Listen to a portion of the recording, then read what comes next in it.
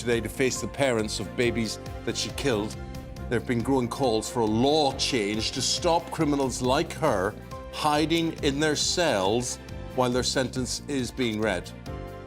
It comes as police fear Letby may have attacked 30 more babies after detectives identified suspicious incidents which took place while she was on duty. In sport, the football team, the Lionesses, have vowed that they're not done yet after a loss to Spain in England's first World Cup final since 1966. Paul Coit will bring you the details. Yes, I will. I've missed you as well, Eamonn. I've missed you as well. Lionesses, all very disappointing. But as far as world champions go, we've got Katarina Johnson-Thompson, who won gold in the heptathlon in the World Championships in Budapest yesterday. So it's not all doom and gloom, you know. Well, indeed. It's not all doom. Watching the match yesterday, and every time I had a comment to make, the reaction I got was, well, Paul Coit says, the Spaniards don't like their manager. And Paul Coit... Yeah, I actually quoted you quite a lot over the weekend. Thank you very much. As well. I was like, well, we've had a lot of momentum building. Very good. Thank you. More on that in the sport, but also coming up, no doom and gloom in the weather. Hello, it's sunny spells and showers. That's the name of the game. And for a sneak peek of the rest of the week's weather, join us in a little bit.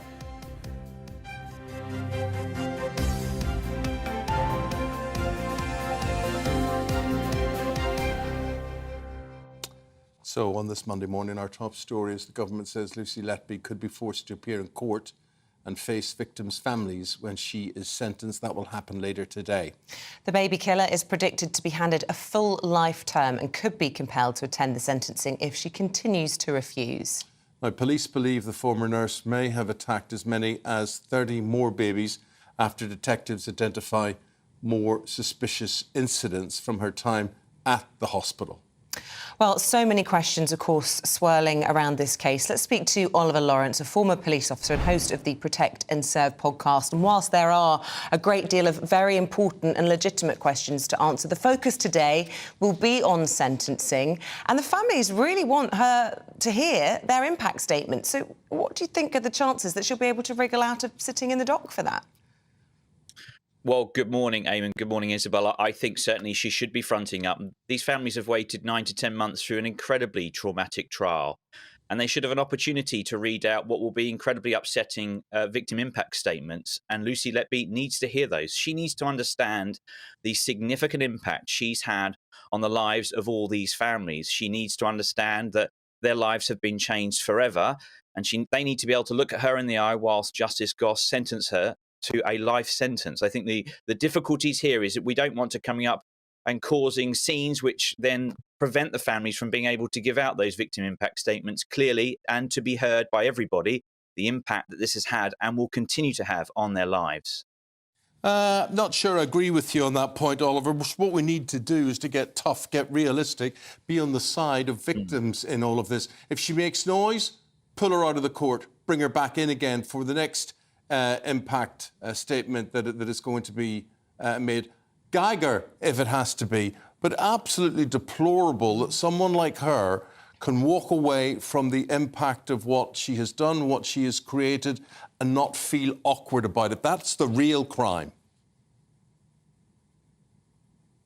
I totally agree with you, Eamonn. We're dealing with a horrific, narcissistic individual who has got totally no regard for any of the victims. She showed no remorse throughout this entire trial, in fact, blaming her colleagues at times in a distraction attempt from the jury. But none of that worked. And I completely agree with you. She should have to sit there and listen to the impact her horrific crimes have had. But, you know, hopefully that will occur. Hopefully she will front up and hopefully she will listen to what the families have got to say. It's critically important as part of their healing process moving forward. So let's hope that occurs. We all remember, of course, the awful murders of Olivia Pratt-Corbell, the little girl shot in Liverpool about a year ago, and also the murder of Zara Alina. Both of the murderers in those cases avoided the dock. But the families, really interesting, have come out over the weekend saying, look, the victims in this mustn't let this overtake them because actually, you know, they've been through enough already. But surely this just adds pressure and stress on the families. The government could have dealt with this situation and the way that sentencing happens after those two cases, couldn't they? What's the delay? I totally agree with you, Isabel. There's clearly some issues here which the government have got to review. Minister Buckleby yesterday said on your programme that they were looking at it, that there would be reviews into this. So certainly, I think one has got to reflect on what we're dealing with, how we can make these offenders front up and listen to these victims, because what they say matters. What victims go through matters. And we've got to ensure these criminals who commit these abhorrent crimes, as has Letby, listen to what they have to say and understand the totality of the impact that they have had. But sadly, at the moment, they seem to be in far more control than they should be. You know, it's amazing to me that they actually have the choice whether they can attend to be in the courtroom or not. I just thought they had to be there. I've never really heard. Yeah, it's a new trend, isn't it? It's a new trend. Yeah. That's exactly right. And it's something that should be really hit on the head and not tolerated. Yeah, absolutely. And I was reading that the advice has been updated to courts and to lawyers and the Crown Prosecution Service, and they can basically produce a sick note and say, look, as long as there's a legitimate reason, they can wriggle out of it. But otherwise, they've been advised that they can use reasonable force. Now, what does that mean? Are we talking about handcuffing, or, as far as Eamonn's saying, you know, dragging them by the scruff of the neck and making them sit down? Because it's obviously not working, this reasonable force. Yeah, so the reasonable force obviously has to be proportionate. You know, as a Western democracy, obviously we have some level of human rights, which is important to remember as a fundamental. But equally, Sorry, understand she didn't give that those children human rights. You know, there wasn't reasonable force in what she did in murdering those children. That sort of goes out the window with me. I think she's forfeited any right she has to anything. No, Eamonn, I totally agree with you, 100%. She should have to come up. And by reasonable force, they may handcuff her, they may drag her up. But I think certainly Justice Goss has got an important job today in managing the courtroom, being able to deliver his sentencing, allowing the victims to deliver their victim impact statements. And he'll want that to be done in a controlled manner, because he understands, as does the court, the importance of listening to those statements. So he will want little disruption, but equally, like us, he will also want her to understand what's happened. So, yeah, it's an important moment today. Well, do you know, something I'd like to say, Isabel, is that people are worrying about Lucy Letby and her feelings and all of this, and, you know, reasonable force used and whatever. You could argue that the reason we're here and so many of these children have died is that this has all been too much about how Lucy Letby felt. She was brought before a tribunal, what was it called? I know, a grievance process. Yeah. And, but we may have offended her, so let's compensate her with another job or another position. Let's keep her in the position that she was in. Meanwhile, baby's dying. There's been too much, Oliver, considering Lucy Letby. It's about time that Lucy Letby started considering everybody else, or was made to consider everybody else, surely. I just want to know what folks at home think about all of that. Get in touch with us the usual way. You know what to do. And at 8:20 this morning, we're going to be debating this whole thing about whether it is right that a criminal, someone who's convicted of crimes, should be allowed to say, you know what, I'm not listening to what you have to say. I don't care if you're a victim or not. I'm more important. Stick my fingers in my ears. La, la, la, la, la, la, la. Disgraceful. No, not good enough. Listen, can you explain to us, Oliver, a little bit about...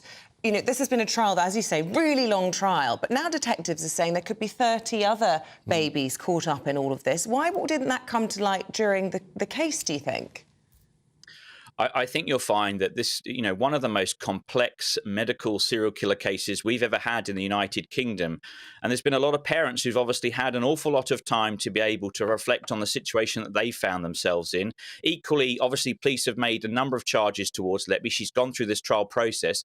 And police have obviously then commenced and recommenced new inquiries which take a lot of time to build the evidence, to put together a brief for the Crown Prosecution Service to make another determination as to whether there's further crimes that she's committed. So we want those processes to be very, very specific in terms of the detail they've got to go into, to make sure that if she has committed any further offences, the evidence exists to be able to prosecute her successfully. This is, I believe, only the start. Obviously, we have inquiries to follow with this, and there are a lot of parents that want answers as to why this was allowed to go on for so long, as Eamonn quite rightly pointed out. We'll leave it there, Oliver. Thanks very much indeed. Appreciate your take on things. We turn to sport now, and the England women's football team has spoken of its pride and disappointment after losing to Spain in the first World Cup football final for an England team since 1966. Well, our national reporter Theo Jacumba has been taking a look back at that match. On a momentous day, millions of fans across the country gathered to watch the Lionesses as they took on Spain.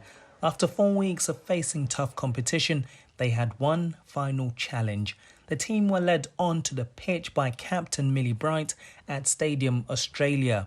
Both teams came into the final full of confidence, having built on their performances throughout the tournament. England started brightly as they tested Spain's defence with balls over the top and behind. But after 29 minutes, Spain took the lead as their captain Olga Carmona slotted the ball into England's net after intelligent build-up play. Manchester City's Lauren Hemp had England's best chance after her curling effort from 15 yards hit the crossbar.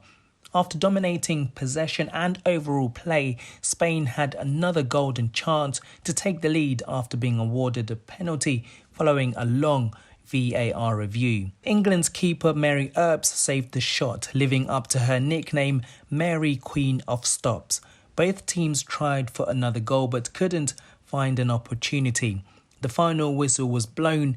The players fell on their knees in tears as Spain celebrated inside their penalty area after dealing with a corner kick in the 14th minute of stoppage time.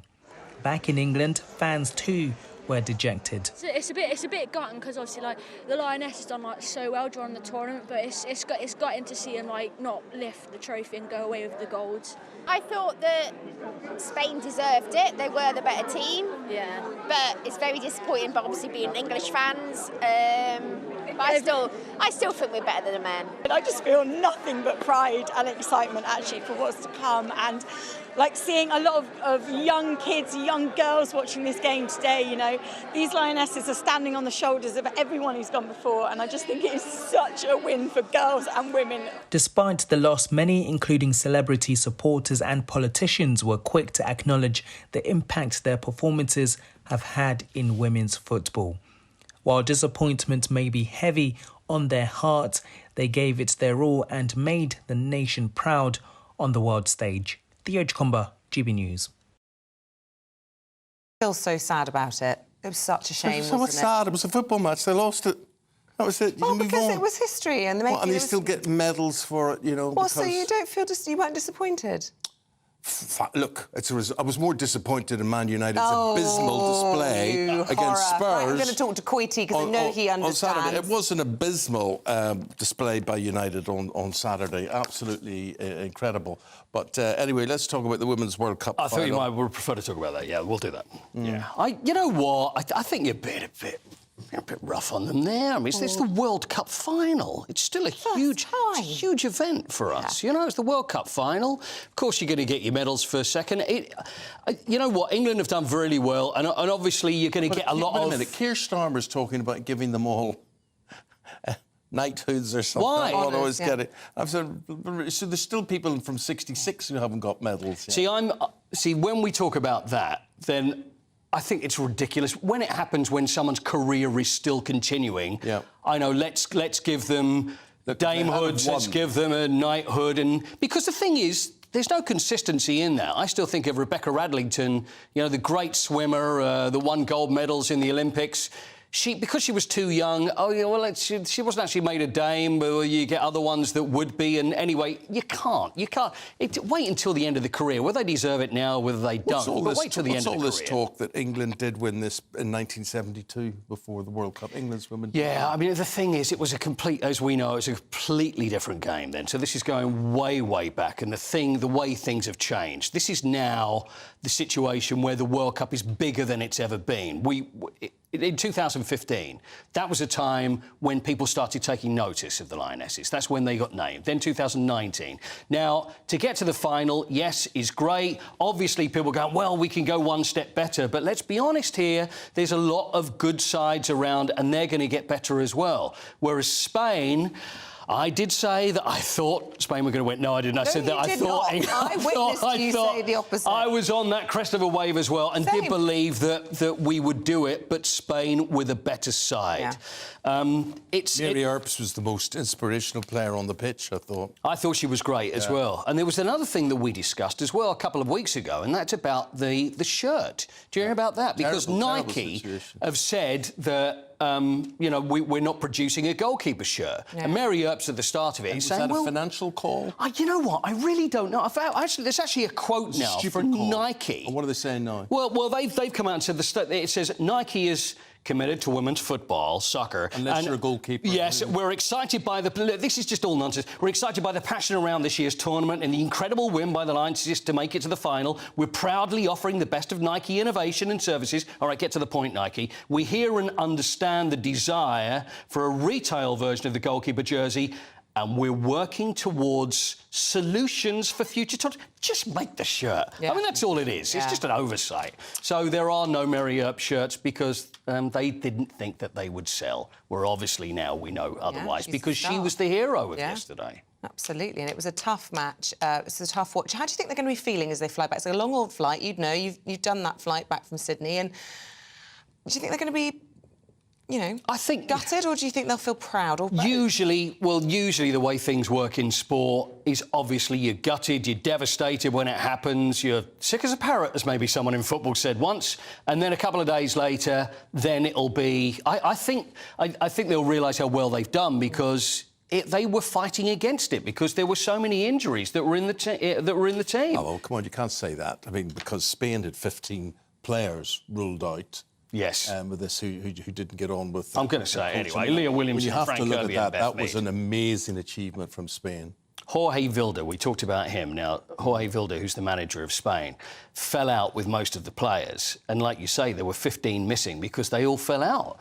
And then there was only a few that were brought back, and it seemed that there were all these divisions in the camp. Let's not also forget that Spain lost 4-0 to Japan earlier on in the tournament, but as Isabel really knows, it's all about the momentum and when you build, and that was their best performance. Yeah. But also, we just look at the style of the football. It was that continental, it was that tiki-taka style of football. They're playing in triangles. They just wiped through. Goal as well, wasn't it? It was a very good goal, and they just went through England. And so really, it's now looking at that and thinking, well, what do we do here? Where do we move on from here?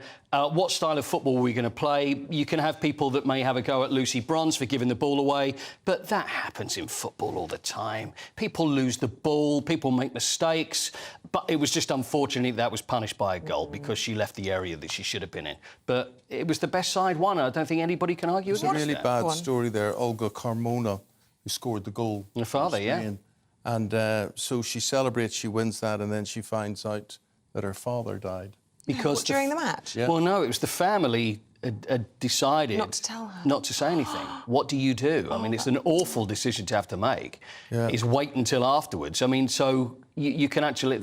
I mean, talk about extremes. Yeah. What could have been the best moment of her life, it could turn into the worst moment of her life.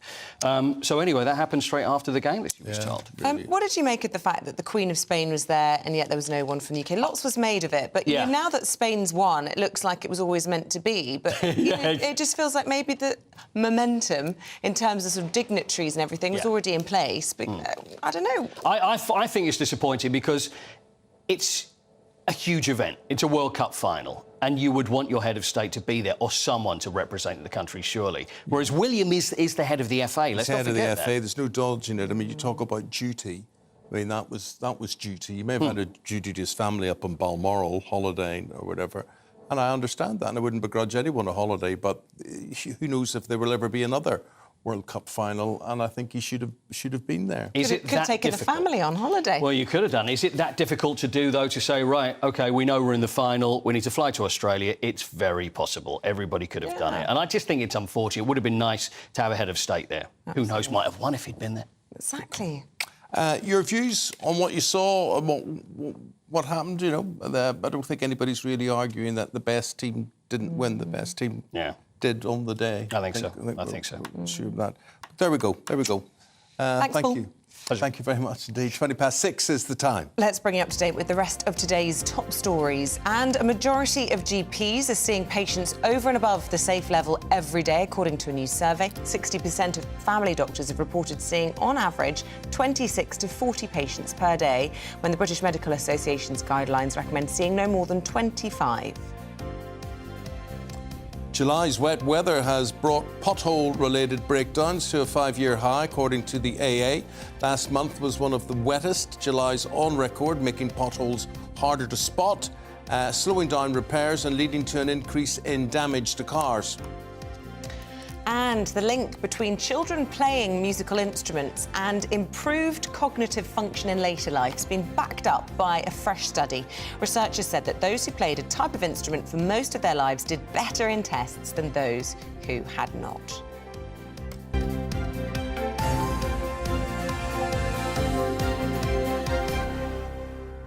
I played the piano as a child. Oh, beautiful. And I recently sat down at a piano thinking I can play the piano. And I'd forgotten everything. I mean, I could barely read the music, to be honest. I'm pretty sure I could polish it up if I had, you know, half an hour or something to sit down. But I sat down with a group of friends and I was like, oh, I don't remember how to do this anymore. What and I played and did play exams just and everything. by ear, you know. Oh, that's incredible. I don't have that gift. That's Yeah. a great gift, isn't it? Yeah. To understand and be able to do that as well. But it's my great regret in life that I couldn't play an instrument or didn't learn to play an instrument. You've got a natural saxophone. musicality, so you could have had an I'd like to Elvis-type play career the if you'd have... violin or the fiddle. Yeah. You know, I'd like to, you know, particularly being Yeah. Irish, I'd like to Oh, play, yeah. play the fiddle. That might be quite good. Let's see what we're doing fiddling about with the weather. Dan Stroud on duty with that today. That warm feeling inside.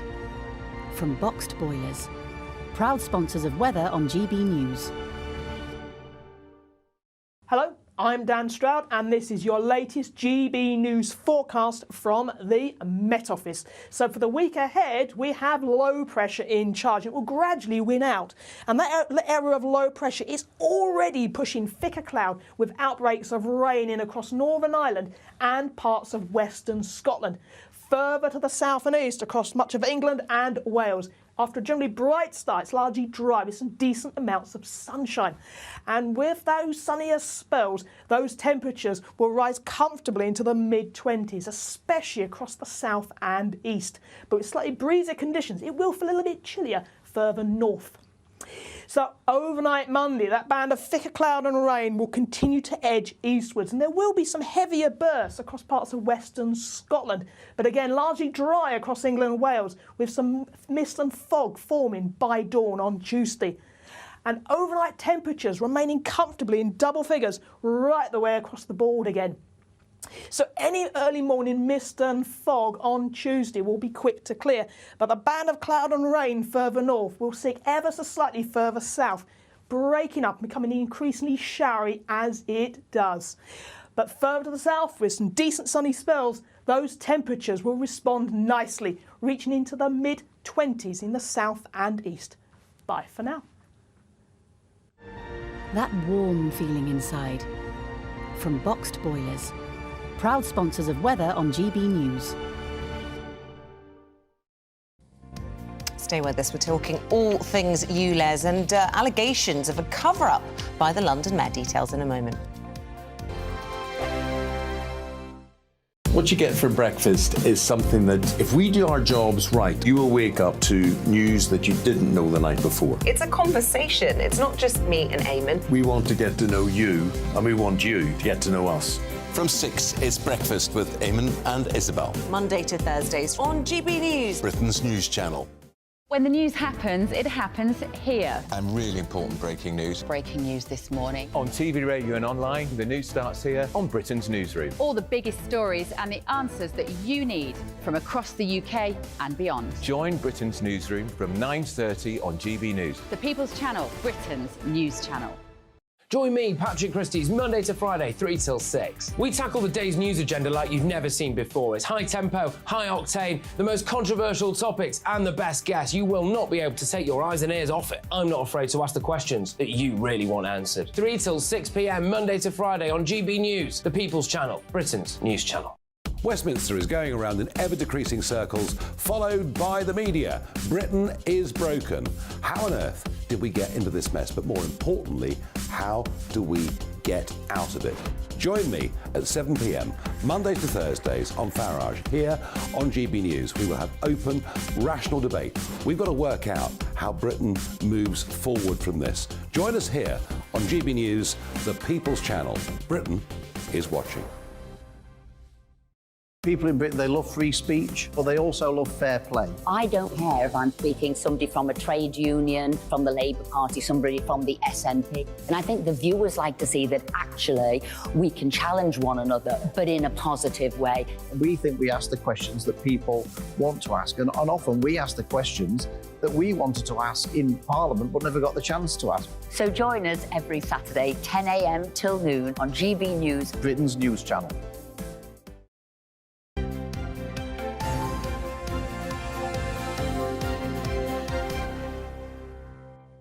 Time is 6:26. It is indeed still to come at 6:45. We're going to be talking to the Minister for Children and Families if Lucy Letby should be forced today in court to face the parents of her victims at her sentencing. 7:20 as Barclays Bank calls for social media companies to offer compensation to the victims of online scams. We debate if it's your fault if you get caught out by one of them. Interesting one, isn't it? I think they're so sophisticated now. I think it's a bit harsh to say that. I mean, they can replicate your voice in phone calls to your mother. Yeah. I mean, it's not your fault if that happens. Gosh. Who pays the bill? Who should pay the bill for all of that? Let us know what you think. You get in touch the usual ways. Email is gbviews@gbnews.com, or you can tweet at GBNews.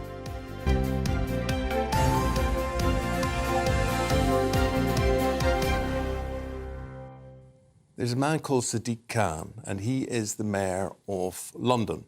And his office has been accused of trying to silence research that found that the introduction of ULEZ, which stands for... Ultra-low emission zone. Right, in 2019 had insignificant effects on ozone and particle pollution.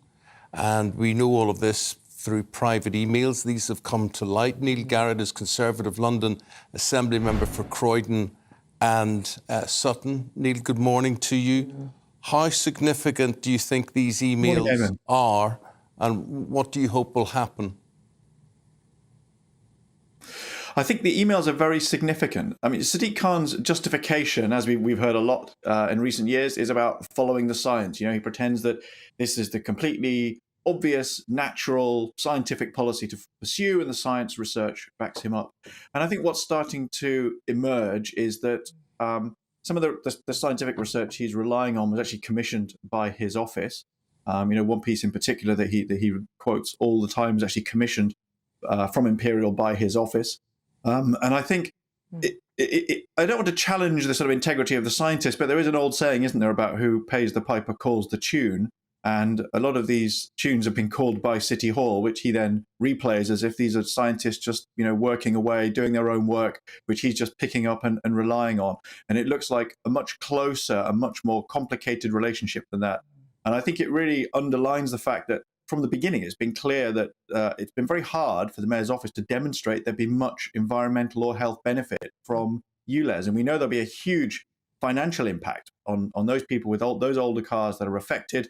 Huge financial blow to them, either paying £12.50 a day or buying a new car, which, you know, this is not a time when people have lots of spare money.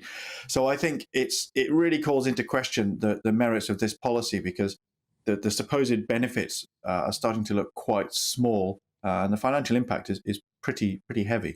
It's always so important, isn't it? As you say, you don't want to question the scientific integrity of those involved, and just to make sure we report this proportionately. I mean, this study found that the introduction of ULEZ had insignificant effects on ozone and particulate matter, but that it had brought nitrogen dioxide down by around 3%. Now, a lot of people would say that that is a change and therefore an improvement in the air. What does nitrogen dioxide do to us? Oh, I couldn't tell you, but it sounds bad for you. Yeah, and, you know, the ozone problem, we're led to believe, has pretty much been dealt with through dramatic actions taken by all of us. And perhaps this is the sort of thing we need to do to tackle the crisis that we're facing. Well, I think 3% is interesting. I mean, there's some other research that the Mayor produced earlier, a year ago, which was suggesting maybe more like a 1 or 2% change. This is the sort of ballpark of what we're seeing of the impact of ULEZ, which is completely at odds with what the Mayor says. I mean, when Sadiq Khan is talking about the impact of his ULEZ plans, he uses language that, without quite saying so, implies that it's going to transform our air from dirty air to clean air, and he's, the savior of all of the children who are, will now be breathing clean air. And then you look at it and you say, well, hold on, 97%, 98% of the pollution that's in the air will still be there. So it actually is quite a small change, and these are the best figures that he can find to quote in support of the policy. And it's just hard to see how such a small change in air quality could have any real dramatic impact on human health. And in fact, that's also the integrated impact assessment Neil, where suggests. would that pollution be coming from? Why would it remain 97% of pollution that's there? That's a massive figure. Where would that be coming from? I mean, it comes from all sorts of different sources. I mean, road vehicles are a significant source of air pollution, of course, as is all kinds of industrial processes. And of course, the point is you can't just switch all that off. There are certainly some green campaigners who I think thought that lockdown was brilliant when everyone was stuck in their houses, nobody went anywhere, and you could hear the birds singing in the trees, and that was quite lovely. But of course, the economy does not do well if people can't go to work. And so I think this is the challenge that we have to balance: is how do we balance, maintaining a sort of prosperous economy and people able to go to work and do all the things that they need to do, against the environmental cost of those things. So there definitely is an environmental impact, but there's also an important positive financial impact. And it's that weighing up of the two that I think the Mayor never really seems to think about. Well, a lot of people have to get to work who suddenly now have to find £12.50 a day. People will be thinking if London sneezes, they will catch cold, whether they're in Oldham or whether they're in Cleethorpes or wherever they are tomorrow or next year. How do you see this playing out? How big a factor will this be in the mayoral elections next year? Well, I think the Mayor's plan is obviously to ignore all of this and plough on regardless and bring in the ULEZ expansion to the whole of London. This will be at the end of the month, which, it may not seem necessarily like it will impact those people outside London. But, I was visiting family yesterday outside London. They were just up in Hertfordshire. If they want to come and visit me in return next year, they need to make sure their car's ULEZ compliant. I think in terms of what the Mayor should do, I think he should pause and he should delay. I think we should have a proper examination of the evidence to make sure that it really stacks up. Is this actually the best way to clean up London's air? And secondly, just to give people more time. We've been saying this from the beginning, that he's really rushed this through. He only announced in November last year that he was going to do this. So people have had less than a year at a time of real financial pressure, potentially to try to replace their car. And now we're seeing this evidence that the benefits that are touted for the ULEZ expansion are either very small or, there's question marks about the evidence behind them. I think the whole policy really needs a rethink. Is this the best way to clean up London's air? And have people been given enough time to get ready for it? I don't think they have. Neil Garrett, thanks for your take on things. Neil Garrett is the Conservative London Assembly member for Croydon and Sutton. Yeah. He thinks the London Mayor, Sadiq Khan, should pause and delay. And I would say 2 hopes on that. Bob Hope and no hope. Yeah, and, we ought to probably give a right of reply to the Mayor's office, given the allegations that were made there. A spokesman for the Mayor said it is right and standard practice across government that we commission experts to carry out research to inform the work we do. He went on to point out that the Imperial is a world-leading institution looking at air quality. The Conservatives are saying that the Mayor and those scientists have an alarmingly cosy relationship. OK. GB Views at gbnews.com. Right, stay with us. We'll be discussing the Lionesses' defeat in the World Cup final as we go through the papers with the wonderful Chris Akabusi and the very sharp Scarlett Maguire next. The Live Desk with me, Mark Longhurst. And me, Pip Thompson. It's here Monday to Friday on GB News. From midday, we'll bring you the news as it breaks, whenever it's happening and wherever it's happening, from across the UK and around the world. Refreshing, feisty, but with a bit of fun too. If it matters to you, we'll have it covered on TV, radio and online. Join the Live Desk on GB News, the People's Channel, Britain's news channel. So Jubes and Kerr, we tackle the issues of the day with real, robust debate. Both sides of the fence, battling it out with me in the middle with my forthright opinions and views. And often really interesting things happen because you start with a position and then by the end of the debate you find actually, well, I might not have thought about that one. What we need in this country is 2 new political parties. You should maybe think about doing a 2024 calendar. I'm Michelle Dewberry and I'm keeping you company right through until 7 o'clock this evening. GB News, the People's Channel, Britain's watching. Monday to Thursday, 9 p.m. till 11 p.m. Join me, Dan Wootton. I'll bring you the sharpest takes and hottest debates. Do you not believe in prisons? I don't believe in prisons. I'm completely stunned. I guarantee you there'll be no spin, no bias, no censorship. I actually was personally quite offended by it. And no reason to go to bed. So I guess they've always been quite woke. That's Dan Wootton tonight on TV, radio and online. Monday to Thursday from 9 p.m. till 11 p.m. on GB News. The People's Channel, Britain's news channel. In a world of dull and predictable radio and TV shows. Oh, hi. On Mark Dolan tonight, we've got big guests. We drill into the big stories of the day. The show adds up to a brilliant listening and viewing experience. Mark Dolan Tonight is the most entertaining current affairs show ever, and that's a fact. That's Mark Dolan Tonight, Friday, Saturday and Sunday from 9. Only on GB News, Britain's news channel.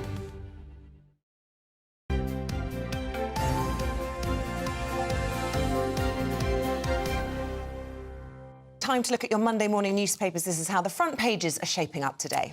Times, first of all, Lucy Letby, ahead of her sentencing today. Police fear that she may have attacked 30 more babies. The Mirror dedicates their front page to the defeated lionesses with the headline, "Proud of You." Daily Telegraph has the same story, picture of the lionesses, Millie Bright and Alessia Russo. The Daily Express is leading with King Charles inviting Prince Andrew to Balmoral and describes the lionesses as the pride of the nation. So why shouldn't he invite Prince Andrew to Balmoral when you think about it? I mean, it's not an official engagement. It is his brother. It would have been the Queen's dying wish, I'm sure, to include him in the family, but he is a bit disgraced, so there's always a few raised eyebrows. Dying wish as well. My mother said, I have 4 other brothers, and she said, the main thing is I don't want you to lose touch with each other.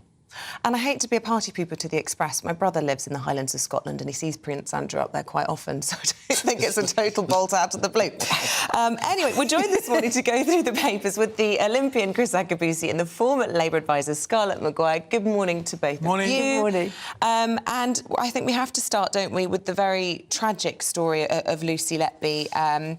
And Scarlett, frankly, unbelievable that 30 more babies, except not really, given how psychotic she seems. Well, I mean, what it shows is that she really is psychotic. That whatever excuses she was trying to make, I mean, this is absolutely terrible. And anybody who's lost a baby in Liverpool or wherever she's been is now going to think, well, was it her? I mean, it's just, it is absolutely terrible. Think of what her parents are going through now as well. Oh, don't, Eamonn. I mean, it's just unbelievable. In the dock on Friday shouted, "You've got to be joking," when she was found guilty. I know. They were by her side during that whole grievance process. They genuinely are as deluded as she is, and they think that... Are they as deluded, are they...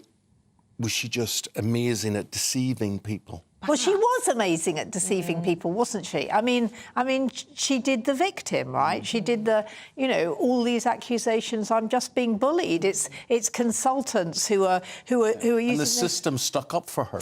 Well, I think the problem with the system, I think there are 2 problems, but one was certainly that the chief executive was really worried about bullying in hospital, and so there was this sort of sweet young woman who was saying, no, I mean, of course I wouldn't hurt a baby. What are they talking about? And it's just awful. And you sort of think... The problem is you can never go too far. I mean, you can always go too far. Is you try and stop bullying, but actually sometimes it's not bullying. It really was, and there was obviously a problem between management and the consultants, quite which clearly. is continuing by all accounts. I believe, in fact, some legal actions being taken against the consultants who've been speaking over the weekend, talking about the negligence of some of those involved. I mean, one of the deputy chief executive who's now. who was deputy chief, who's now retired, is talking about taking legal action, saying that what the consultants say wasn't true. I mean, we're left not knowing what the truth is. But actually, it's weirdly, I had to deal with one of these potential cases where I was called in, and they thought that there was somebody killing babies, and it was because a consultant said, this just is wrong. They certainly hadn't got a person, but actually the first thing, it was just the opposite. The first thing the hospital did was to bring in investigations to find out why those babies died. You know, it was a tragedy. They just died. But actually, the hospital was on full alert for a week, looking at what was happening. And that's the right way to do it, I'm afraid. You know, that it's you have to think what is going on instead of saying. Well, you also have to trust your doctors that you've put there to prevent, well, to bring life into the world. And multiple senior consultants expressed concern. Babies died, and yet they didn't take any notice. It seems as, you know, it could have been prevented, many of these deaths. Well, I mean, I think the thing about consultants is once you've been around, I mean, it's like going to a cancer consultant and they'll say to you, well, OK, so the tests aren't in, but I think you've got it, or I think you haven't got it. I mean, it's amazing. They really, really know. A good consultant, of course, there are bad rogue consultants. Let's look at other stories in the papers, and the other one grabbing all the headlines, Chris, is the England versus Spain Ladies World Cup final yesterday. Yeah, absolutely fantastic. And I've left my... Can give you the mirror? Yeah, thank you very much. Yeah, I've left my copy. But it's a great... I mean, the first thing to say is that the Mirror does a good piece speaking directly to the players. With saying, you know, we're proud of you. And when the ladies get onto the plane and they get the paper, we're proud of you. You've done the nation proud. And, you know, one of the ladies, you can see the tears and dry your eyes. We are proud of you. And what I like as well, he says, you can read all about it on pages 2, 3, 4, 5, 7, and on the Read sports. all about it. Yeah, front we and are back. proud of you. So that's the first thing to say. That they've come a long way. They've done the nation proud. They've made the final. One thing I recognise as a sports person, we will never know maybe what injuries some of these may have been carrying. And it's across all of the teams. When you go through a tournament, you do pick up injuries. So some of these guys will not have been as fit in the final as they were when they first started off. You've got to experience losing in order to really appreciate winning. I am old enough to remember 1966 when the England men's team won in '66. These ladies are a step down. They've got to the final, didn't quite win. So maybe their win is yet to come. So, I mean, everybody that I know was enthralled and was engaged with it. But in a final, someone's got to win and someone's got to lose. The Spanish team were excellent, technically proficient. But some of the names that are going to run off our lips, you know. So Millie Bright, I didn't know who Millie Bright was until this... Household name now. Yeah, you know, Alex Greenwood, what a warrior she was, you know, wrapped up, butcheresque, you know, wrapped up, went into battle. So, you know, the ladies have done themselves well, are proud, we're all proud of you guys, and let's see how they get... Because that's another one I want to say. As a sports person, when you're out there and you're doing it, you never really understand how much further is behind you till you get back. When they get back and they'll find that wherever they go, they cast them, because people say, I saw you do this, and I remember that, and oh, what a great strike and goal. They'll really understand how much the nation's been behind them. Yeah, I hope so. Mary Earps, goalie. Brilliant. Yeah, again, yeah. I mean, again, we all know the story about Nike not wanting to promote the number one jersey, and yet many people now will be wanting to purchase the #1 jersey. And I just loved, I just loved, when she saved that penalty, that tongue coming up saying, yeah! I'm in it She to win said it. more than that. She said more than that. Did she swear? What do you think as a God-fearing, good-living man? Oh, I didn't hear that. What do you think of the F-off? Oh, is that? The effing and jaffing. It's the best F-off that's ever been captured. So a bit of fruity language. It's on social media if you want to see it. There's loops of it, yeah. I didn't pick that one up. But you could see... You didn't pick that one up? No, I didn't. I wasn't looking to listen to that. But I was just excited about the way she got down there and turned it around the corner. Yeah, I think fair play to her. I think she was inspirational. I think her story is fantastic. I think Nike are a disgrace. I think they've showed up to be really out of tune with all of this to think that, who's going to want a shirt because they didn't think it was economically viable. How stupid do they now look? Well, yeah, but can I say, so after the fact, it's easy to say, but before the fact, They should have printed, they still should have sold of course they should, shirt. of course. But what I was going to say is that we're all on the bandwagon now, but how many of us, for example, have been to see a women's football league game? And we've been to a game ourselves. So we're all building up on the momentum now, and these young ladies have really ushered in this aura and euphoria around ladies football. It's great to watch. And so now maybe more of us will go and actually support the game. Sponsors can't get involved in something which is not backed up by the general populace. But actually, you're absolutely right, Chris, except we did win the European. Yes. And there was incredible excitement. I just think that I agree with Eamonn, that Nike are ridiculous because actually there was going to be this build-up because it was the World Cup and we'd won the European. So actually people were really behind them. Isn't their logo, you can do it? Unless you're the goalie. Yeah. And the mistake they made was the best woman.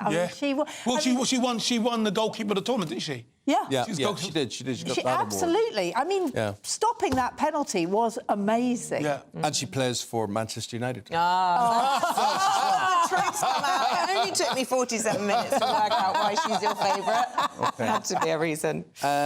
Let's talk about the story in the Telegraph. Zoopla, which is an estate agency online, isn't it? They're saying renting is cheaper than buying a home. That leaves out a lot of other things in terms of sort of ownership, the way people want to feel connected to their property and whatever. And have they missed the point here? I don't know. Anybody I talk who rents seems to always imply that it's a terrible waste of money for them. They don't feel that they're investing. Well, it is, isn't it? If you rent, you're paying somebody else and you're getting nothing. And if you pay a mortgage, you're beginning to own a house. But actually, until a few months ago, it was, amazing enough, it was cheaper to get a mortgage and to own your own house than to rent. And rents, particularly in London, are nightmarish. There are an awful lot of people who can't afford to rent in London and live way out because that's the only place that they can do. And because mortgage rates have gone up, it is now more expensive. And the problem is, so this is for first-time buyers, and for first-time buyers, they can no longer afford to buy. And so the rental market, which is pretty appalling as it is going to get even more stretched as the people who can't buy rent. So they've done their figures, and it's London and outside London. But we're talking a few £100s a month, which is an awful lot. And yes, of course, anybody would recommend somebody to buy, but actually it is expensive, and we've been so used to low interest rates that have suddenly gone up incredibly. The rental market gets a bad rap in the UK, though. In Germany, where my ex-wife came from, the vast majority of people rent. In America, most people rent. There are lots of benefits to renting. You can go and leave whenever you want. The onus on the upkeep of the property is more often on the owner than yourself. And I wouldn't even say it's a waste of money because you're paying for that flexibility, and none of us are, I've bought my house, but some of us are going to be living in it in 20 years' time, 30 years' time. It won't be my house. Yeah, but you get to say when you're done, and I think there's always this discussion about, these evictions and people not really feeling that security when they're in rental. Yes, it gives them flexibility, but sometimes that's not what they want. Sometimes they want security. Yeah. And it's about having the choices in it, I suppose, but it's just... But as I said, in Germany, I mean, I grew up in Germany as a young kid. Yeah, everybody was renting, and it made really sense. You rent it warm or you rent it cold, but it made sense. And it's not just Germany. It is a mindset that in Britain we buy and on the continent they rent. From the position that you can't hang a picture where you want, you can't paint your fence or your front door the colour you want. There is that detachment that it's yours, but yet it's not yours, I think, would always... And I think the real disgrace from all of this is that the complete lack of social housing that there is in the country. And they get away with it, and they build up this whole private sector, which they hammer through taxes and whatever. So they detest them for renting stuff out, and they're punished in this way. And it's just no government seems to be getting a handle on social housing. They don't seem to believe in it. No, well... I mean, we know that one of the reasons that the whole buying council houses was actually to destroy social housing, because the councils were not allowed to use that money to build more houses, and so I mean, you used to have people who whole families, generation after generation, would go into council housing. It can't happen anymore. I mean, it's really, really difficult to get a council place. I mean, you're absolutely right. And so you have families or people, who are really, really badly off, families badly off, terrible rented accommodation. Chris, should we talk, since we're talking about accommodation, about a woman living in a bungalow on a crumbling 60-foot cliff, and she vows never to leave? Yeah, well, unless the house leaves totally, off the edge of the cliff. Yeah. Yeah. I mean, I think both Scarlett and I, we've had a look at this and agree. It's one of those that was presented to us to put forward. And yes, this this lady bought a bungalow in 2010 for 70k. So very, very affordable. It's on a crumbling cliff edge. She said over the last 13 years, she's seen a bucket load of earth fall away. She feels quite comfortable there, and she loves it there. Great views of the sea and the land. And she's not on her own. There are another 19 other properties around her. So, I suspect she won't be able to get insurance, but she's happy. Chris and Scarlett, we have to say goodbye. We've only got 3 minutes left to do our interview now with Claire Coutinho, who is the Children and Families Minister. Welcome to the programme. She's joining us from Westminster this morning. I'm going to get straight to it because we don't have much time.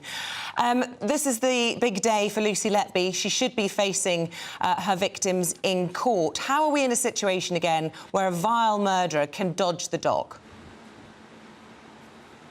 Well, look, I think it's appalling. I think she should be there. And I know that the Justice Secretary has said he's very committed to making changes that he needs to make sure that people who have committed awful crimes have to go to court so they can hear things like the victim's impact statement, which is really their moment to tell that person how this has impacted them. So what do you think should be done? Because, I mean, are we awaiting legislation in the King's Speech, or could something happen more quickly with an amendment to the law that we have now? Because at the moment, this use of reasonable force doesn't seem to be producing the goods in terms of what the families want to see. Well, look, I'm not a Justice Minister, but what I do know is that the Justice Secretary has talked about his commitment to it. I know that there is a commitment across government to making sure that people who have committed crimes are facing the reality of that so that they can hear these things. And my understanding that does mean that a change in the law is needed, and the Justice Secretary has said that he's committed to looking at that.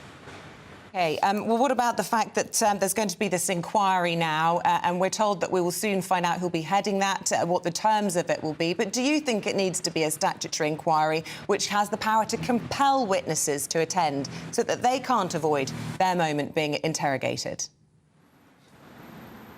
Well, one of the things that happens with inquiries is that we always have this debate about non-statutory and statutory. And I think the benefits of statutory, as you say, is that you get to compel victims. And the benefits of non-statutory is often that they're much quicker. And in this case, I do think that speed is of the essence. But the terms of reference haven't been published yet. And I know that the work that's being done now is really the most important work, which is talking to parents about what they want to see and making sure that the inquiry will cover everything that it needs to get the answers that we need in what has been, I think, one of the most sickening actions that we've seen in recent history. Ms. Coutinho, we have a minute left, and interestingly in the studio we were talking about social housing and the lack of it around the country, but you want to highlight another area, which is often you can be impeded running a business from a social house as a like childminding.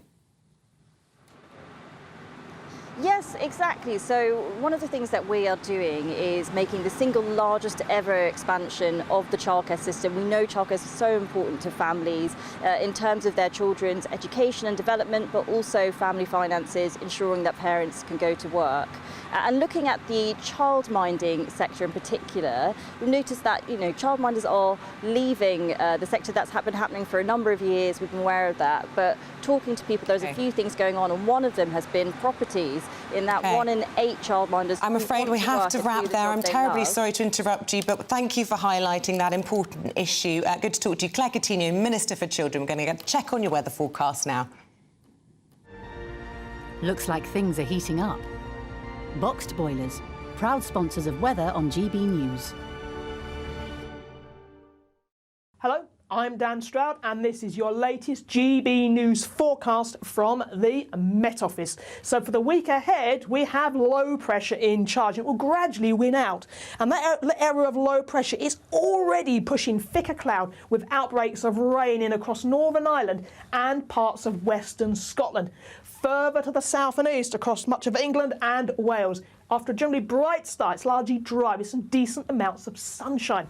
And with those sunnier spells, those temperatures will rise comfortably into the mid-20s, especially across the south and east. But with slightly breezy conditions, it will feel a little bit chillier further north. So overnight Monday, that band of thicker cloud and rain will continue to edge eastwards, and there will be some heavier bursts across parts of western Scotland, but again largely dry across England and Wales, with some mist and fog forming by dawn on Tuesday. And overnight temperatures remaining comfortably in double figures right the way across the board again. So any early morning mist and fog on Tuesday will be quick to clear, but the band of cloud and rain further north will seek ever so slightly further south, breaking up and becoming increasingly showery as it does. But further to the south, with some decent sunny spells, those temperatures will respond nicely, reaching into the mid-20s in the south and east. Bye for now. Looks like things are heating up.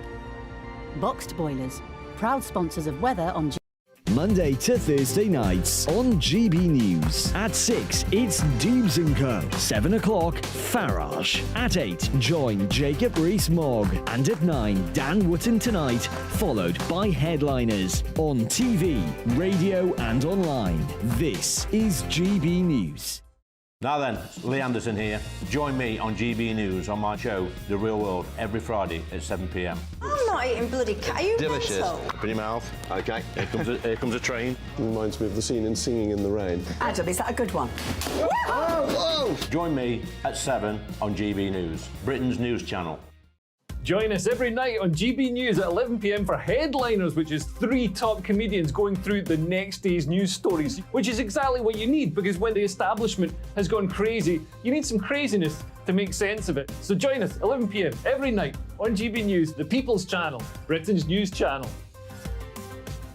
I joined GB News because I was sick and tired of not hearing my views being represented, not just mine, but so many people that I knew and spoke to. I just couldn't get my voice out there. I couldn't say anything, I couldn't do anything. Whatever the narrative was, I kind of had to follow it. GB News is there to provide a voice for those who have been ignored by the establishment media. We think different things, we've got a different style. GB News is here to be optimistic and positive about the future. It's real kind of dynamic and flowing, with the audience very much at the heart of it, like a big family. Here at GB News, we talk about the things that matter to you. Hearing the voices from right across our towns and cities, especially our towns. All sides of the argument represented with a heavy dose of opinion. We're on a mission here to make a difference. And the GB News family really is here for you, and whatever time of day you can watch or listen. Britain's watching. Britain's watching. We're proud to be GB News. The People's Channel. Britain's news channel.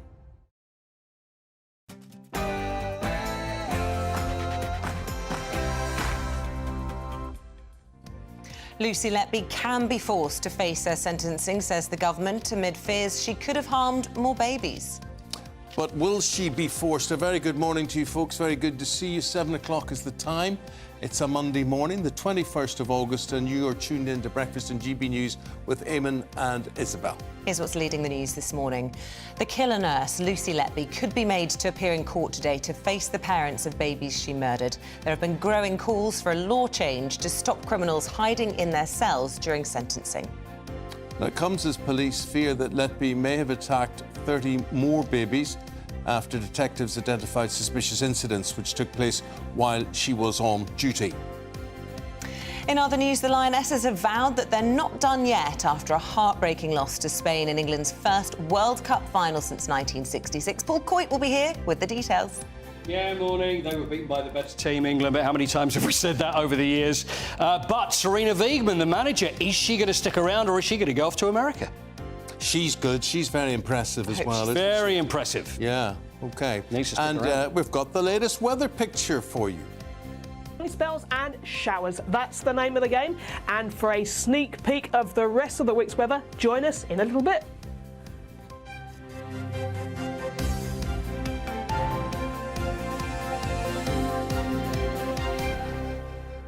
OK, it is our top story this morning. The government says Lucy Letby could be forced to appear in court and face victims' families when she's sentenced later this afternoon. You know, it's not a question of could be forced. Should be forced, surely.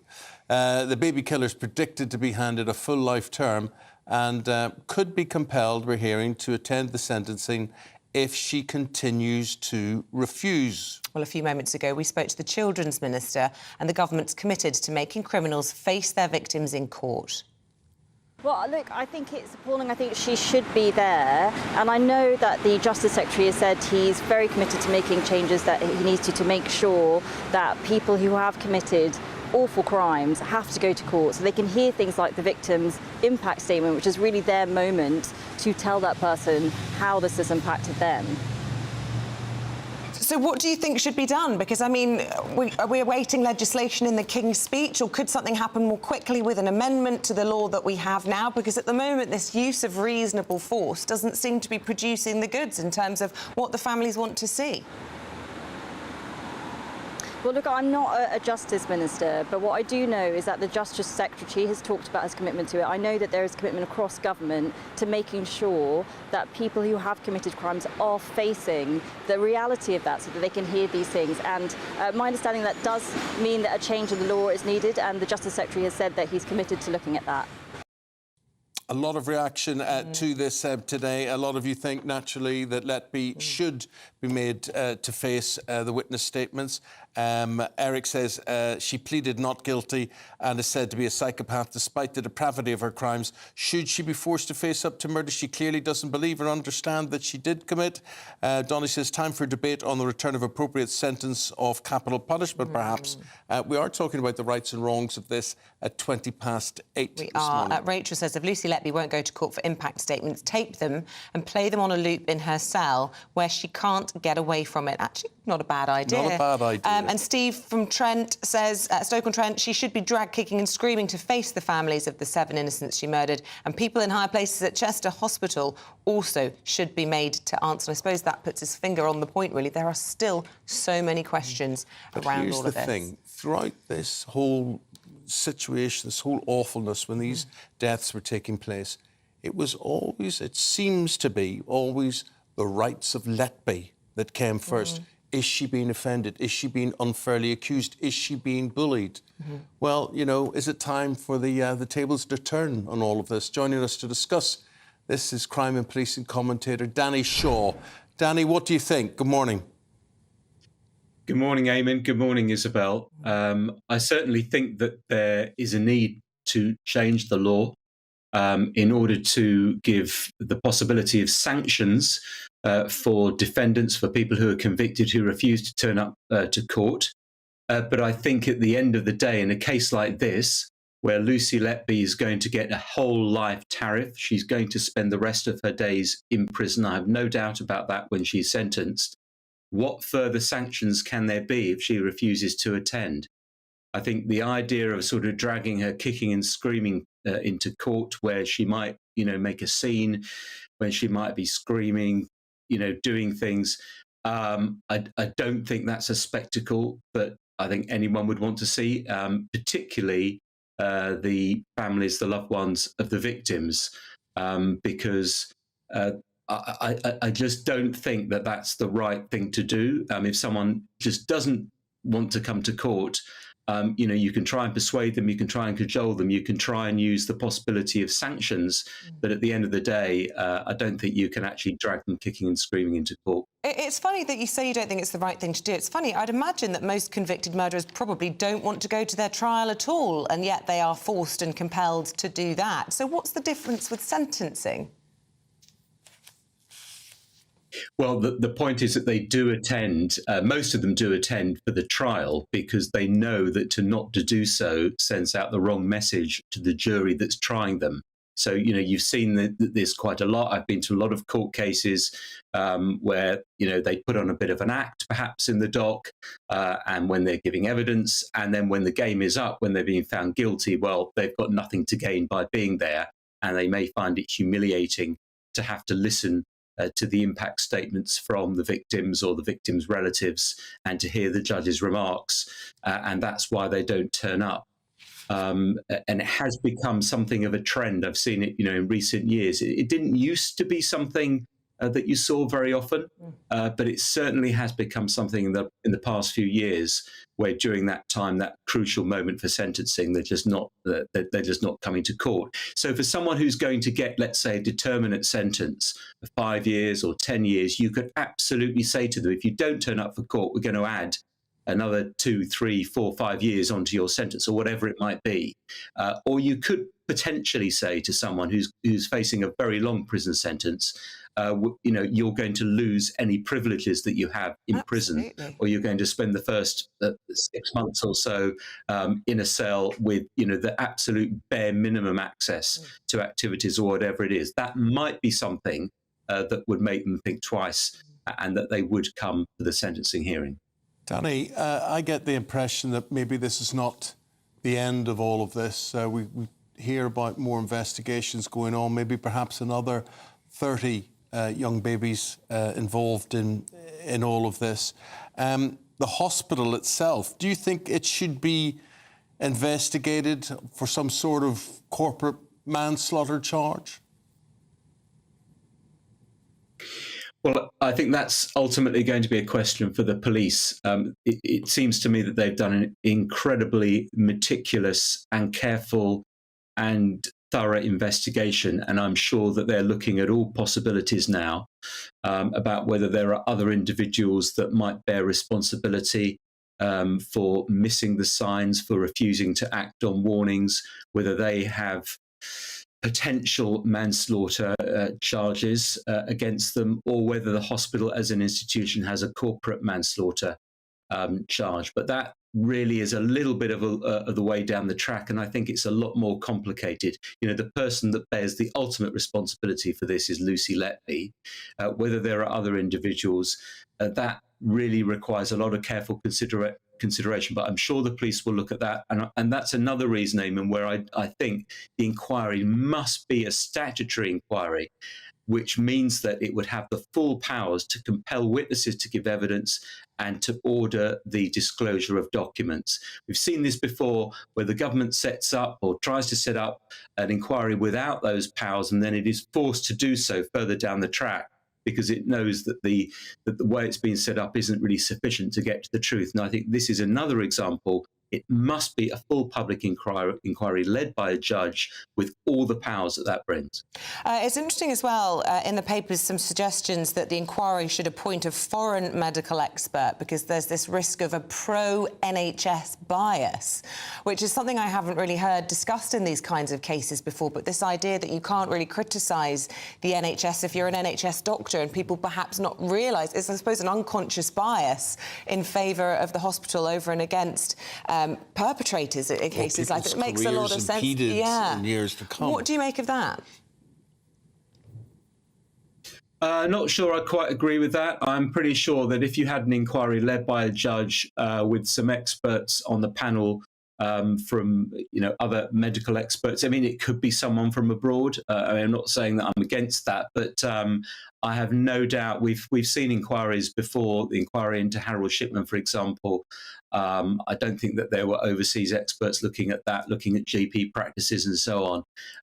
And that was a pretty thorough searching inquiry that came up with far-reaching recommendations. I don't think that's going to be an issue here. I mean, let's remember, it was consultants, it was hospital doctors who were effectively blowing the whistle on Lucy Letby. It was the management, we are told from everything that we've seen, who were sort of ignoring some of those warnings or brushing them aside, it would seem, from everything that we've heard so far. So I personally don't think that will be a problem. I'm pretty sure that independent doctors could give good evidence and good advice. Danny, thank you for your take today. We've got to leave it there. Danny Shaw, thank you. Do you know the thing is, Isabel? I think a lot of people, you see this particularly with social media, they'll look at Letby and they'll say, she didn't do this. She fooled enough people along the way. And the reason they're saying that is she doesn't look like a serial killer. Are you saying you've seen people on social media saying she's innocent? Yeah. You're joking. Oh, no, absolutely. People will look at her and say... She looks sweet. Yes, yeah, she doesn't look like a killer. So what does a serial killer look like? Indeed. And this is just the whole terrible thing about it. I mean, her parents don't believe she did it. I know. As well. And then you're going to get people saying, how could she do it? What sort of person would even want to do that sort of thing? So... Well, also, let's not forget the fact that she's a woman makes it even more unlikely. She's only going to be the third woman alive to be handed a whole life sentence if that's what happens later today. And as Danny Shaw was indicating... Was another one of them, Beverly Allott, I can't remember their nurse, names. 20 years ago or so, get another baby killer as well. Well, this is the other thing. I mean, we're focusing so much on the victims, rightly so, in this, but there will be pregnant mothers up and down the country worried about who they can trust. It shatters trust right across the board, and that's why she has to be given the swiftest and the most thorough justice available, and she has to be in the dock today. I remember when my kids were young, and, if you'd go to Spain on holiday or whatever, and then the hotel would say, we all offer a babysitting service.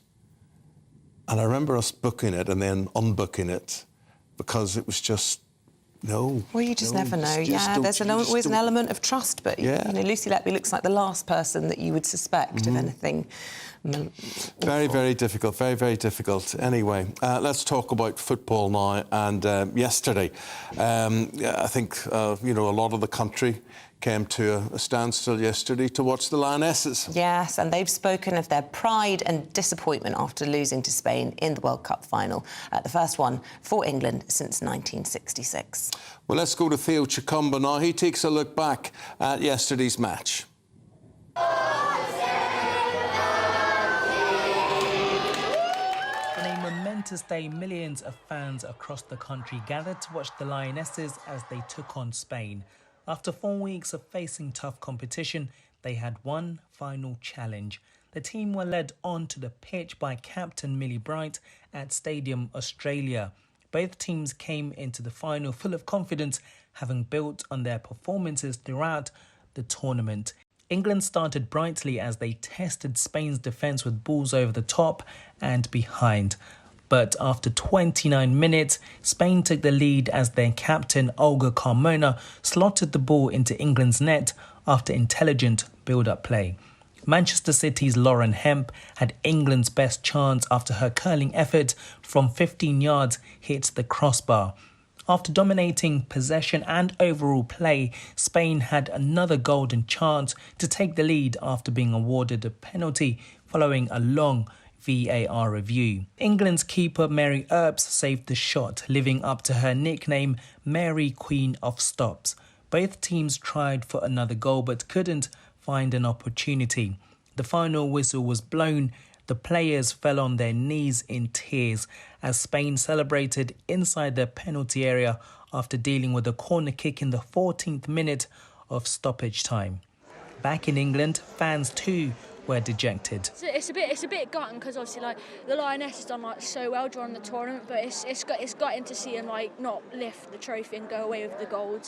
I thought that Spain deserved it. They were the better team. Yeah. But it's very disappointing, but obviously being English fans. But I still think we're better than the men. I just feel nothing but pride and excitement actually for what's to come, and seeing a lot of young kids, young girls watching this game today. These Lionesses are standing on the shoulders of everyone who's gone before, and I just think it is such a win for girls and women. Despite the loss, many, including celebrity supporters and politicians, were quick to acknowledge the impact their performances have had in women's football. While disappointment may be heavy on their hearts, they gave it their all and made the nation proud on the world stage. Theo Chkomba, GB News. Well, there it is, and it gives lots of people lots of things to talk about. Paul Coyte's going to talk about those things. Mr. Paul, well... So, I enjoyed it. I've enjoyed the World Cup. It was unfortunate. And, I'm going to say something probably that everybody else is going to say. We got beaten by the better side. It was. Spain, I thought, were fantastic. And it was just very difficult. We just couldn't break them down. You know what I found was interesting? There was all the talk about Lauren James coming back in for Ella Toone. Lauren James, who was suspended for that kick-out against Nigeria, which was a couple of games ago. And so she was suspended for a couple of games. And there was the big decision is she going to come back or is Ella Toone going to come back? And there are parallels when you go back to 66 with Jimmy Greaves and Jeff Hurst. Because Jimmy... So what was the situation? Jimmy didn't make the final. Well, with Jimmy, at the time, he was the greatest striker in the world, it seemed. And so he got injured, and then Jeff Hurst came in, because Jeff Hurst, I mean, we're going way back to history here, but Jeff Hurst had only just made his debut earlier that year for England. So he'd come in the place of Jimmy Greaves, and then Sir Alf Ramsey was thinking, actually, this is working. So then he kept Jeff Hurst in for the final, and Jimmy Greaves, it was the most heartbreaking moment of his entire life. Never truly got over the fact he never played in the World Cup final. Could have been the same with Ella and Lauren James, although the decision was made just the same way. Keep Ella in and then Lauren James on the bench, whereas Jimmy Greaves in those days, there was no bench, there was only 11 players. So anyway, she did get on. It was all about decisions and how they would play and what would happen, but at the end of the day, I'd try and avoid any cliches, but the best team won. Well, I think even Serena Wiegmann said that, didn't she? She said, they deserved it, and we did our best, but best wasn't good enough on the day. We've got to look forward. I mean, the other thing is looking forward. Well, look at what we can build from, and of course the great legacy, but it's all very well talking about legacy and talking about what we're going to build from and how many more players are going to come through, but it doesn't just apply to England. It applies to every country in the world, because the bigger the Women's World Cup is, the more girls are getting involved in sport. It's not going to make it easy. I definitely believe I saw a star in that Spanish team yesterday, the 18-year-old. I think she got Young Player of the Tournament award. I can't remember her name. Black-haired girl. I think she's number 10 in Spain. Superb. Well, let me ask you this question. And do you think, from what you've watched, women's football, it's got so much better, hasn't it? It's a very difficult thing to start getting. We go, it sounds patronising to talk about that, but obviously it's in its infancy compared to the men's game. Just you wait where it's going to go. Well, that's the exciting thing. And you talk about, yes, there's more talent going to come through and all these other countries. But we have this huge advantage of having an incredible club culture in this country, which we should totally take advantage of. Well, the WSL starts again next weekend. So, again, that will be interesting. We always talk about what's the legacy, what's going to happen at the back of this World Cup. So we now have to look at the game, the national look at the game locally and see what those crowds are like, because they are building. You know, it'd be good to see, like Harry Redknapp said the other day. Did it help Prince William not being there? I think Queen of Spain was there. Just saying. I think he scored a big own goal. And I understand it's to the other side of the world. I understand he was on holiday in Scotland. I understand all that sort of thing. But, you know, the Royals know what duty is, and his duty was as head of the FA. I agree. He should have been there. And also, I don't care if the Prime Minister's not there. Yeah, but if you're a football fan, which he is, and someone says it doesn't matter if you're the future king, if you're head of the FA, or if you're a fan. But if you're a fan and someone says, "Oh, by the way, World Cup final, England playing, you fancy going to Australia?" I'd be there in a second. Do you know what I mean? It's hardly a hardship. It's not, is it? Well, it depends what Kate's saying, doesn't it? And there's only seats. Oh, it's Kate's fault. There's only seats down the back as well. It's a long flight. I mean, if I was head of the FA and Ruth was sitting there, I said, "Right, I'm off it," and she said, exactly. "You know, I'd be saying, of course you would." Eamonn, do you really need to be there for 4 weeks? It was one game. Do you really need it to be As there? my wife said, Paul Coit says this, Paul Coit says that, Paul Coit says, you know... I'm a big fan of hers as well. She speaks a lot of sense, I'm I just sure. got no one else's opinion to count. My opinion did not count. So one thing said, well, Paul Coit said... Yeah. Yes. I've been quoting you all weekend as well. I love that. I've become an expert. You haven't been quoting... Paul Coit says, England are going to beat Spain easily. You haven't been using that one, have you? I've been saying Paul Coit says Jorge Vilda. Jorge Vilda, the Spanish coach Jorge Vilda. But the thing is, our coach, Serena Wiegmann, first competitive loss. It's like 30 games in competitive games, because we did lose to Australia. Is she going to stick around? There's a job vacancy in the USA. I mean, that would be an attractive job to go to, wouldn't it? To head over to the States to run their team. But, I mean, I'd stick around. Oh, gosh, yeah. She's onto a good thing here. 4 finals on the trot, but 2 World Cup finals. You may be seeing a situation where she's managing a Premier League team or a Championship team or the England national team, men's team. Why not? Yeah, why not? Why not? I'd love to see it. Someone actually make the decision to do it. She's a great manager. Paul, thanks very much indeed. Big shout out to Mary Earps as well. Not just because she's Man United. Oh, it was the best. Can we mention Manchester United on Saturday or not? Can we not? Can we not mention that? That's not the issue. It was her defiance. It was her F off. It's the best F off ever captured on video, and all the commentators go, they don't know what to say or what to do. The only thing missing was a raspberry and a 2-finger salute as well, wasn't it? That's the spirit. Thank you very much indeed, Paul. Right, it's 7:21. Let's take a look at the rest of today's top stories. A majority of doctors, GPs, are seeing patients over and above what is termed the safe level every day. 60% of family doctors reported seeing an average of 26 to 40 patients a day, when the British Medical Association's guidelines recommend no more than 25. July's wet weather has brought pothole-related breakdowns to a 5-year high, according to the AA. Last month, which was one of the wettest Julys on record, made potholes harder to spot and slowed down repairs. And the link between children playing a musical instrument and improved cognitive function in later life has been backed up by a new study. Researchers at the University of Edinburgh said those that played a type of instrument for most of their lives did better in tests than those who had not. That's me. Correct then. No chance of that.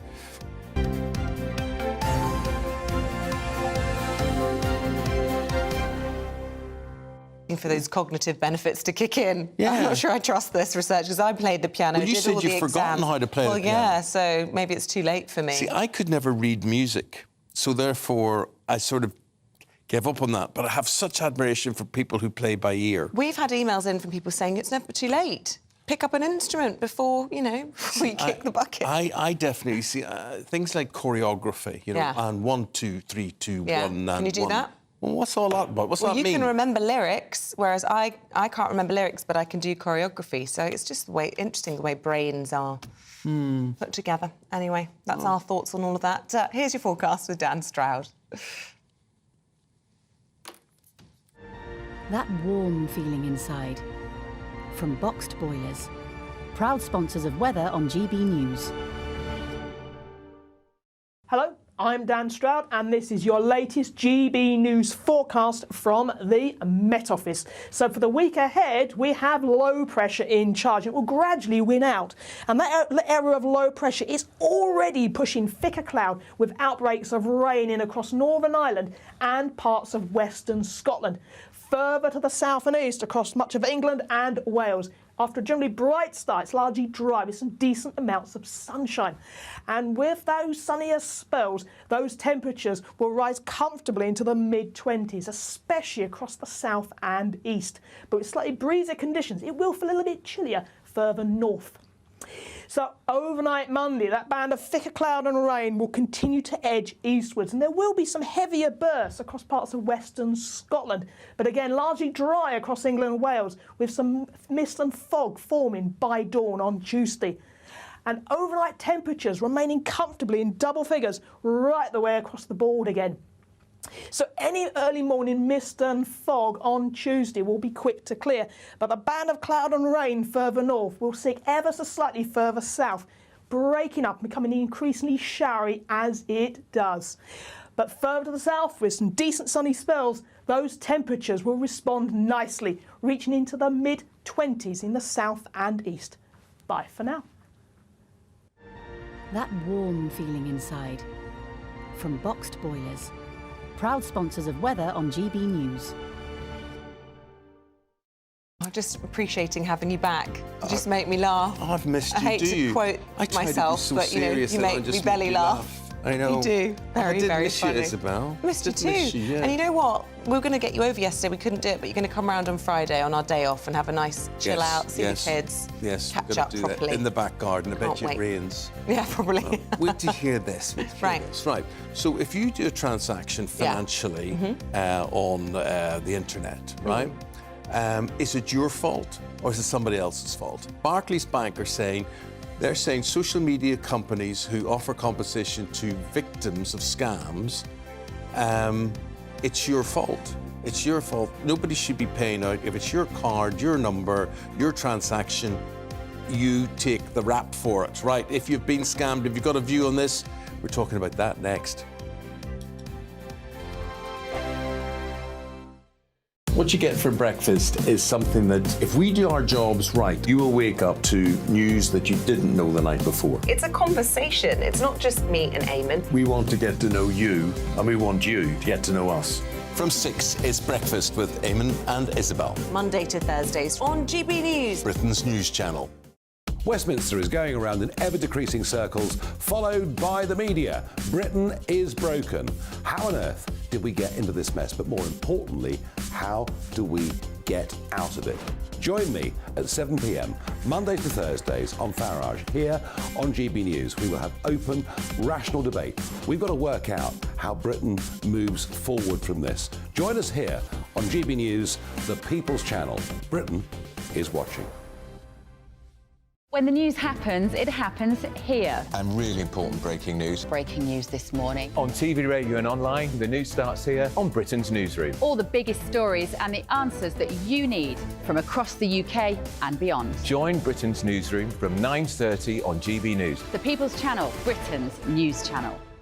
Join me, Patrick Christie's Monday to Friday, 3 till 6. We tackle the day's news agenda like you've never seen before. It's high tempo, high octane, the most controversial topics and the best guests. You will not be able to take your eyes and ears off it. I'm not afraid to ask the questions that you really want answered. 3 till 6 p.m, Monday to Friday on GB News, the People's Channel, Britain's news channel. People in Britain, they love free speech, but they also love fair play. I don't care if I'm speaking somebody from a trade union, from the Labour Party, somebody from the SNP. And I think the viewers like to see that actually we can challenge one another, but in a positive way. We think we ask the questions that people want to ask, and often we ask the questions that we wanted to ask in Parliament but never got the chance to ask. So join us every Saturday, 10 a.m. till noon on GB News, Britain's news channel. Hi, I'm Dan Wootton. You can watch me live on GB News Monday to Thursday from 9 p.m. And did you know that you can also watch and listen live on our website, gbnews.com. You'll always be up to date on the latest breaking news, as well as enjoying the best stories, opinions and shows. You can even join the debate under our live player as you're watching. So head straight to gbnews.com on TV, radio and online. GB News, Britain's news channel. It's all about family, being in people's living rooms, all the interaction and getting to know who our viewers and listeners are. When I was young, my dad used to say, Nana, stop arguing. I wanted an outlet that would enable me to give my opinion. People are going through a really hard time right now, and I know that you don't feel like you're being listened to by the establishment. I came to GB News because it's the people's channel and I want the audience to have their say on the events of the day. We're dynamic. We do something different. Democracy shows that the wisdom of the nation is in its people. I get to travel to find out what the story is from a personal perspective. The British people aren't fools. We know when we're not being told the full story. We've got to work out how Britain moves forward from this. It's the best country in the world. The establishment had their chance. Now we're here to represent your views. Britain's watching. Britain's watching. Britain's watching. We're proud to be GB News, The People's Channel. Britain's news channel.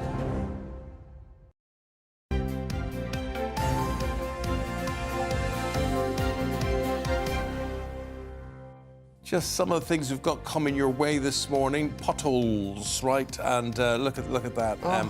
That'll wreck your ball joints, I'll tell you. They hit a 5-year high. We've got Mr. Pothole asking the same old question.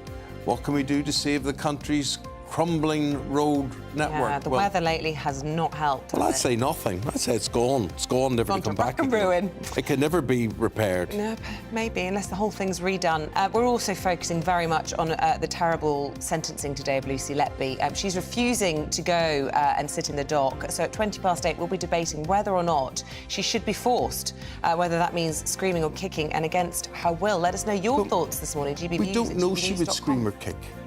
We don't know. Quietness seems to be one of She's done a her lot of things. sobbing.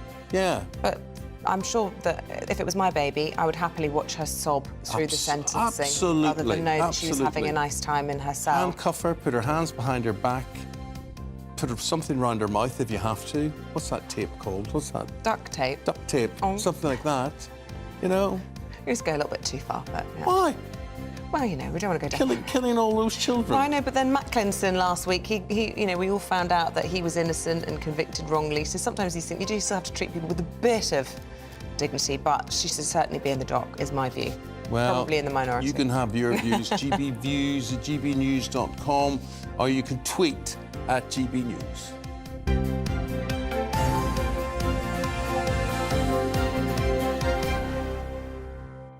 Now, we're talking about scamming. Bosses at Barclays Bank have called for social media companies to offer compensation to the victims of it, especially when it happens through WhatsApp, Twitter or Facebook. But is it right to blame the tech companies when you get scammed over something you did wrong, or should we take more responsibility? Well, Maddie Alexander-Grout is a consumer money specialist, and we think not our fault, Maddie. No, definitely not. There are 3.7 million people a year that get scammed in the UK, and that is a massive number. It's my opinion that social media platforms should be doing something more to stop these from happening. Because if you think about it, if there were less ads in our newsfeed, then there would be less scams that would happen in the first place. I actually run a social media platform, Mad About Money, and we don't have any ads in our newsfeed so that we can protect the consumers. It's completely down to the social media platforms to actually make sure this isn't happening. Sounds reasonable to me. Let's bring in Anna McGovern. You don't agree. You think that if somebody falls for a scam, say, through something on Instagram, it's personal responsibility, Anna. Ah, have we lost Anna? I'm afraid we've lost Anna. Sorry, we'll stick with Maddie for now. Gosh, I mean, I suppose the way... No, I'm going to have to wait for her. Yeah, the pressure. Well, listen, you know, the scams now are so sophisticated in many ways. It would be very harsh, wouldn't it, to say it's your fault if you've fallen for it, especially when we broaden it out to, you know, all the use of AI in these sorts of things. People's voices can be imitated and things when it comes to trying to trick people. Look, there are too many adverts, no matter what you watch, no matter what, YouTube, Instagram, whatever else is out there, right? And they just pops up, unwanted ads all the time. And then I go to read news, you'll find this, because you'll do the same as me. You go to read news and you think, oh, that's an interesting story. And then up comes this whole page advertising whatever it is. I just switch it off then. I'd go to another website if that starts happening. To get such that a news. turn off. Yeah. Yeah, it is such a turn off. I totally agree with you. There is that woman, Anna McGovern, now, who's been away shopping while we've been talking there. Anna, you are a political commentator, and you think, yes, we've got to man up and take responsibility on this ourselves. Yes, I do. I think that people need to take personal responsibility. And personally, I don't feel comfortable with social media companies having more power than they already do. And I'm speaking as someone who has been a victim of a scam from social media. And actually, when I went to my bank for help, they were very quickly able to help me and get me my money back. So I think that there's a lot of support already provided by banks to prevent people from getting scammed. I think it's about educating yourself, helping the people around you, and spreading useful information to prevent people from falling for these horrible scams. I think that we need to take personal responsibility, help each other, and I think this is what Barclays are doing. I think they're actually trying to dissuade themselves from taking more responsibility. I think that it should come down ultimately to the banks, not to social media. I don't personally feel comfortable with giving social media companies more power. Maddie's shaking her head. No, I don't see why it would.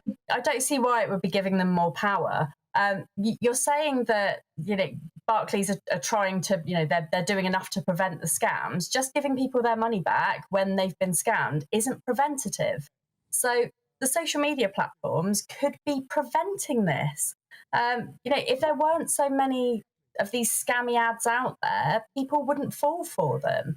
It's as simple as that. Scams are getting so much more sophisticated, and we can't have our wits about us 24/7. I mean, for example, I've got ADHD. I know that my mind wanders, especially when I'm shopping, because I don't always have my eye on the ball. Are you saying that every single person in the UK is responsible for checking these tiny, minuscule things that could be, as the guy said, they could come from AI. They're so sophisticated. Do we have to be checking every single tiny little thing when we're going shopping? I think not. Absolutely, of course you should. It's your money. Of course you should be checking where your money for it, goes. Anna, like you said. But it's easily done. No, it is done, and that's why your bank is there to help you. When it happened to me, my bank were very quickly able to help me get my money back and Your provide bank might me not support. want to help much longer. Barclays doesn't sound too keen. When I recently made a bank transfer from one of my accounts to another, my bank actually called me to check in, just say, are you being scammed? Are you sure this is a transaction that you want to make? I personally have had a very good experience with my bank, as have most people I've known, and I think banks they are very supportive in ensuring that people aren't getting scammed. I think that if you're spending money online, you need to be responsible with where your money is going. It's not up to other people. You need to take personal responsibility for yourself and support the other people around you. If you're not sure about a transaction you're making, you probably shouldn't be making it. Absolutely, and I totally agree with that. If you're not sure about something, and there are things that we can do to check, but the banks are not preventing it. Social media being more alert and being more vigilant about these types of scams going out there would mean that less of them happen. Anna, Maddie, thank you both very much indeed. Thank you for your thoughts. Appreciate those.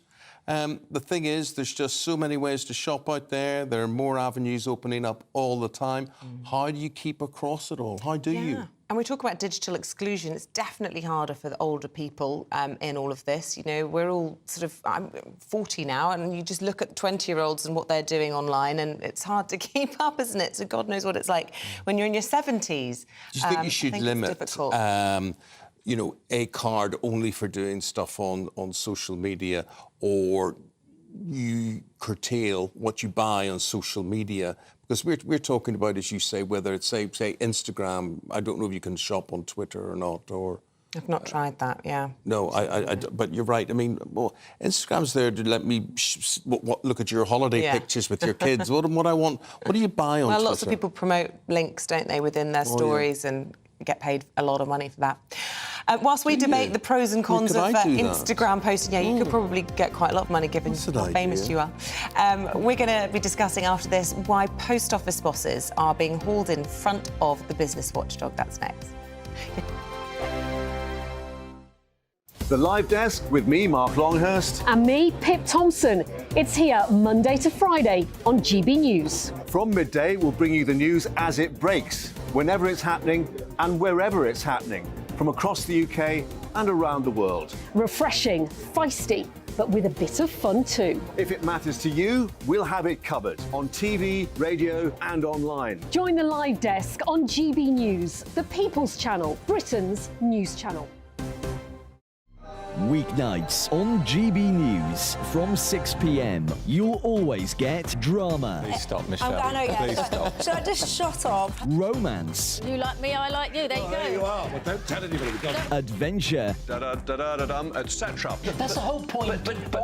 And action. Sergeant, we're being greeted by superstar panel that are already at it. They're fighting. It's going to be quite a show. Only on GB News, the People's Channel, Britain's news channel. So Jubes and Co, we tackle the issues of the day with real robust debate, both sides of the fence, battling it out with me in the middle with my forthright opinions and views, and often really interesting things happen because you start with a position and then by the end of the debate you find actually, I might not have thought about that one. What we need in this country is 2 new political parties. You should maybe think about doing a 2024 calendar. I'm Michelle Dewberry and I'm keeping you company right through until 7 o'clock this evening. GB News, the People's Channel, Britain's watching. Monday to Thursday, 9 p.m. till 11 p.m. Join me, Dan Wootton. I'll bring you the sharpest takes and hottest debates. Do you not believe in prisons? I don't believe in prisons. I'm completely stunned. I guarantee you there'll be no spin, no bias, no censorship. I actually was personally quite offended by it. And no reason to go to bed. So I guess they've always been quite woke. That's Dan Wootton tonight on TV, radio and online. Monday to Thursday from 9 p.m. till 11 p.m. on GB News. The People's Channel, Britain's news channel. In a world of dull and predictable radio and TV shows. Oh, hi. On Mark Dolan tonight, we've got big guests. We drill into the big stories of the day. The show adds up to a brilliant listening and viewing experience. Mark Dolan Tonight is the most entertaining current affairs show ever, and that's a fact. That's Mark Dolan Tonight, Friday, Saturday and Sunday from 9. Only on GB News, Britain's news channel. Like all families, we have arguments every now and then, but actually we agree on what the mission of GB News is, and that's the most fundamentally important thing. GB News provides the kind of platform that lets all voices be heard. We don't hold back. We're free to say what we really think. Just because some people who live in a tiny little Westminster bubble think that their particular story is important, that's not the most important story for me. And often there will be difficult stories that you won't find on the establishment media. Because what people think in the north of England may be very different to what they're thinking in the home counties. We're going to carry on telling the world what life is really like for households up and down the UK. We love to be in your car, in your kitchen as you're having your breakfast. Whatever you're doing, you are part of the show. If it matters to you, it matters to us. Britain's watching. Britain's watching. Britain's watching. We're proud to be GB News, the People's Channel, Britain's news channel.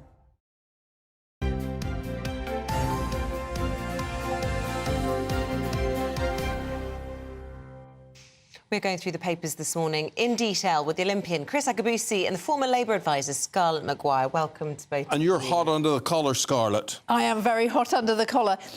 This is about the post office.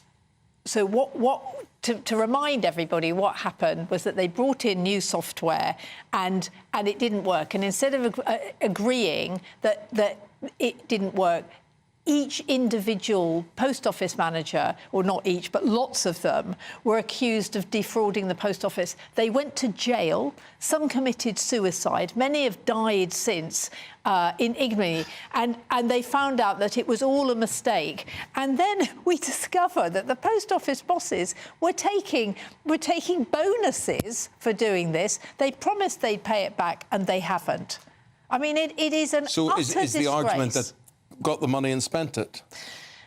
Yes, and isn't it complicated because we've paid tax and we've done this? But actually, I mean, these people should be hanging their heads in shame. It is absolutely appalling what they did, and they didn't listen. They just didn't listen to what was going on. And it's still going on, isn't it? Just trying to untangle the whole web of whose reputation was destroyed. And and I mean, people who've, upright people who feel really, really strongly, who ended up in jail. I mean, it is absolutely terrible. Chris, it's been a weekend of big sporting action. We'll talk about the football in a moment, which is on the front of most of the papers. But you want to talk about the World Championships, which is taking place in Budapest. Exactly right. We've got a new world champion. She's regained her title of 4 years ago. KJT, Katarina Johnson-Thompson. Phenomenal comeback. Didn't start too great on day one, but just got better and better. 2 PBs in the javelin and the 800, reminiscent of Daley Thompson in his 1500 metres. I know that she doesn't like the 800, but she really pulled it out of the bag, and she won by 20 points, beating the American. And 2 years ago, she thought her career was over. Eugene Origin in the heptathlon there, ruptured her Achilles and petered out of that event. And she's had, one catastrophe after another, and it's all come together right now. She's our latest golden goal. If you remember, Dame Denise Lewis, Dame Jessica Hill, are we talking about Dame KJT in a few years' time? I don't know, but, It'd be easier to say Dame KJT than talk about Dame Katrina Johnson-Thompson. Yeah. You thought that was a good idea. Kylie Johnson-Thompson. Heptathlon, that's what, 5? 7 events, yeah. Yeah. And, back-to-back days, a real sort of, I was going to say man killer, but a lady killer event. But she's come through, and it was a real close-run affair. And she had to beat Anna Hall, the American, beat her time on the moment in the event at that time, and she did it. I think it's great that you are highlighting her for this individual feat as well. A team effort, though, in Australia with the England women's football team. And a word that keeps popping up, Chris, is proud. Yes, absolutely. And I've got it this time. I mean, just a great piece in the Mirror. Proud of you. And it's in all the papers. But what I like about this is it's a direct message to the young ladies themselves. They can be deflated. When you're in the heat of battle, of course, when you lose, there's a deflation. But we're saying, we are proud of you. You've done great. And so when they get on the plane and they see that, and when they get back to the UK, that's when they're going to really understand. Because wherever they go, people are going to say where they were and how they felt watching you compete at the highest order. I'm pausing because a lot of the top footballers that I would have followed or known would never have been proud to have lost or never been proud. The country, I can understand, can be proud, but those athletes themselves, are they going to be proud? Eamonn, you've got a trajectory in your life. Of course, there was a time when you were at the top of your game and you go there for the big G. But you've got to get there. And if you're scared of losing, you never get to win. It would be easy for these ladies not to go to the World Cup and just play. Yes, they would lose. Yeah, but they've stepped up into the biggest arena and they've taken on all comers and they've fallen at the last hurdle. And you've got to experience that because that takes you in the next time, understanding that cauldron, that this really matters right here, right now.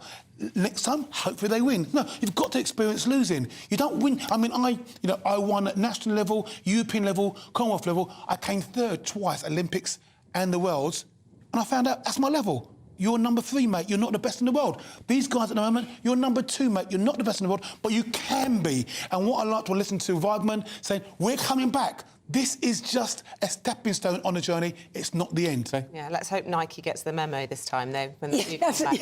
And now, as people are having their breakfast at home, whether that's a bit of toast or perhaps a pastry, maybe they should try out this pastry chef, who apparently is the big one, Scarlett, according to the Times this morning. He's a Cockney boy who left school without any... because he hated school. I mean, this is it, and actually, what helped it? I mean, he adored baking, and he would rather stay at home and bake than go to school. And then his mum signed him up for the Jamie Oliver school, where Jamie Oliver would take 15 people, and and he found his form, and he did it, and it's now he does everything. He does stuff for Taylor Swift, for Beyonce. He is the chef. He doesn't just do puddings. Oh, right. He does everything, but he is. They all look, I have to say, as if they eat a lot of pastry. Well, I think he cooks for them, but he also cooks for their crew. Oh, right. I mean, who do eat happy. a lot of pastry. And the incredible thing is, he says he doesn't like doing boring things. So if he does an apple pie, he puts cheddar cheese in the pastry, right? And he puts glitter on things. He just loves it. He loves it. I mean, but the Jamie Oliver thing, a young man I know went on it who screwed up his GCSE, screwed up his A-level. It was a disaster. And he is now a chef. Yeah. And it really, really worked. Yeah. Now, what would you we'll go round the table here, when it comes to a pastry or what would be... I, for instance, I like a Portuguese tart, you know, a custard tart. Yeah. I like that, very nice. What's it, Donata? Yes. Yeah, I love them. I love custard in my pastry. Right. I do, I think it's... I like a cinnamon swirl. Don't like cinnamon. Love a cinnamon swirl. Love Is cinnamon. OK, Chris? I don't eat pastry, I'm an athlete. Yeah. No, I was going to say, no. If I'm going to eat pastry, I'm going to have savoury in it. I'm not going to have sweet. A cheese swirl? No, I'm going to have... sausage roll or I'm going to have beef and cheese pie. Oh, OK. Yeah. Right. Well, Eamonn, that's why he got where he got. We didn't. That's right. Guys, you're going to be back in 40 minutes' time. Let's talk about potholes now. We go live to Mark Morell, Mr. Pothole, friend of this programme. Mark, I wish we didn't have to interview you so often, my friend, but it never seems to get better, does it? No, I'm on every week. It's somewhere in the media. Last week it was about the massive cuts in investment in potholes, down a half from 2006 to 2019. As of today's date, it's probably about 20% of what's needed to invest in our roads.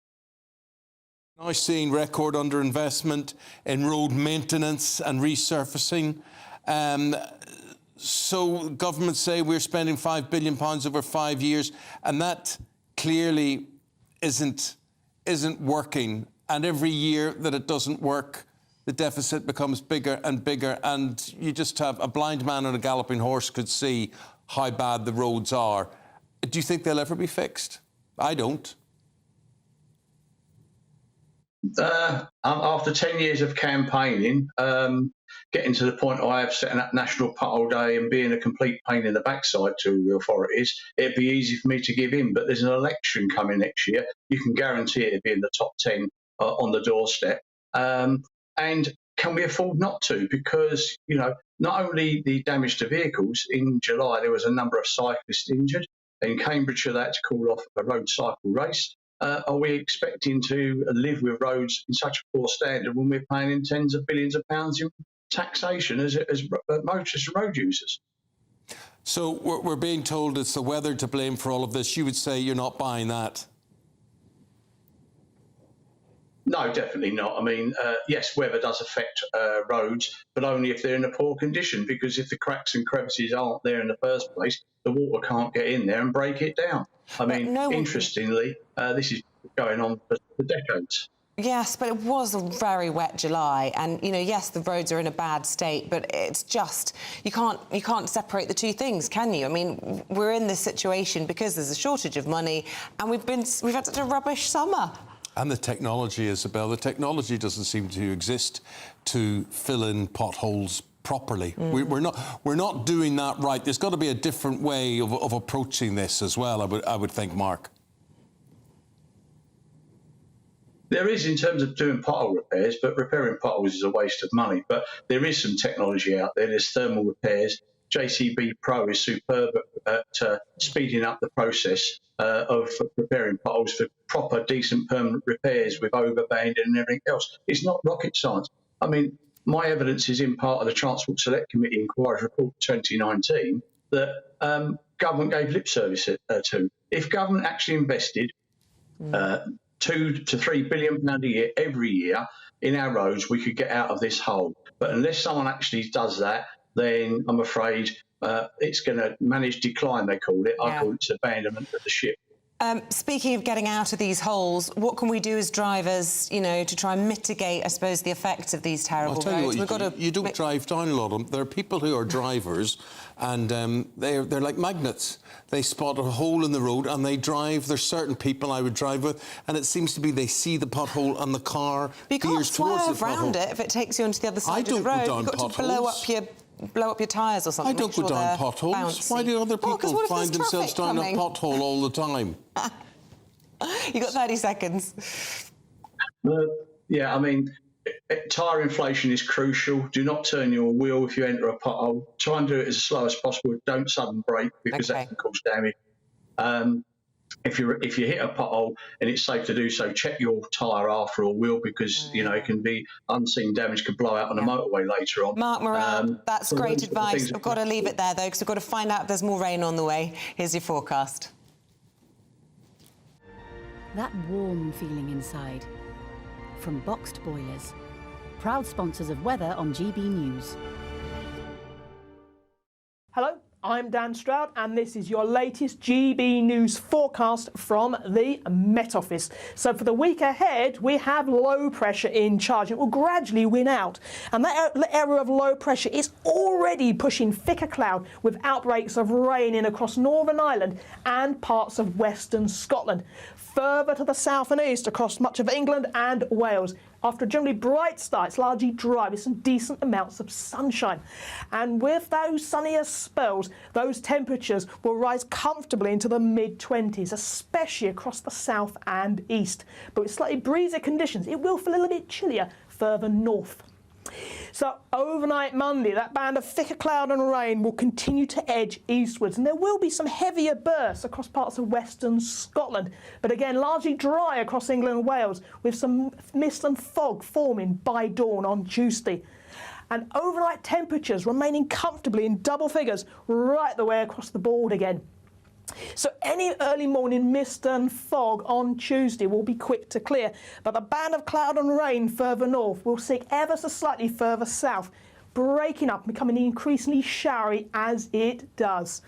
But further to the south, with some decent sunny spells, those temperatures will respond nicely, reaching into the mid-20s in the south and east. Bye for now. That warm feeling inside. From Boxed Boilers, proud sponsors of weather on GB News. There we go. It feels like a little bit of summer has been on the horizon the last few days. It's been lovely. Lovely sunshine. Yeah, and if you're experiencing your summer holidays, you're having your summer holidays, get in touch with us. Let us know where you are, if you're watching us or listening to us. And even if you've got friends abroad, remember that what you get for breakfast is something that, if we do our jobs right, you will wake up to news that you didn't know the night before. It's a conversation. It's not just me and Eamonn. We want to get to know you, and we want you to get to know us.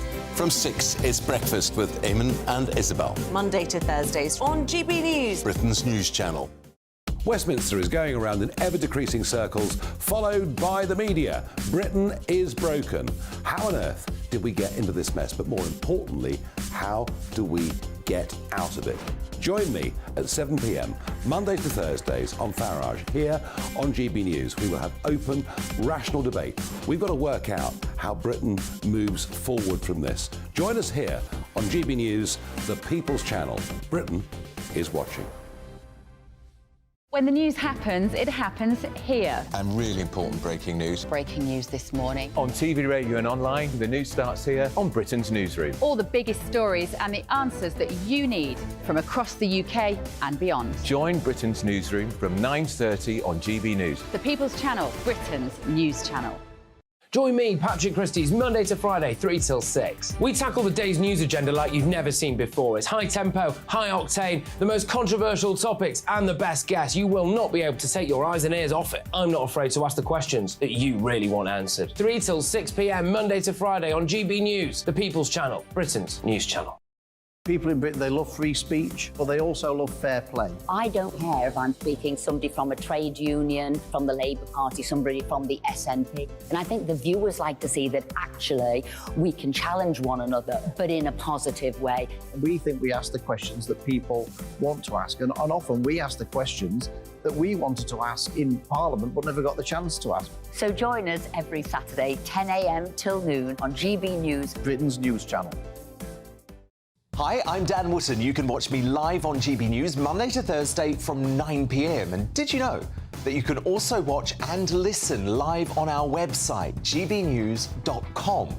You'll always be up to date on the latest breaking news, as well as enjoying the best stories, opinions and shows. You can even join the debate under our live player as you're watching. So head straight to gbnews.com on TV, radio and online. GB News, Britain's news channel. It's all about family, being in people's living rooms, all the interaction and getting to know who our viewers and listeners are. When I was young, my dad used to say, "Nana, stop arguing." I wanted an outlet that would enable me to give my opinion. People are going through a really hard time right now, and I know that you don't feel like you're being listened to by the establishment. I came to GB News because it's the People's Channel, and I want the audience to have their say on the events of the day. We're dynamic. We do something different. Democracy shows that the wisdom of the nation is in its people. I get to travel to find out what the story is from a personal perspective. The British people aren't fools. We know when we're not being told the full story. We've got to work out how Britain moves forward from this. It's the best country in the world. The establishment had their chance. Now we're here to represent your views. Britain's watching. Britain's watching. Britain's watching. We're proud to be GB News, The People's Channel, Britain's news channel.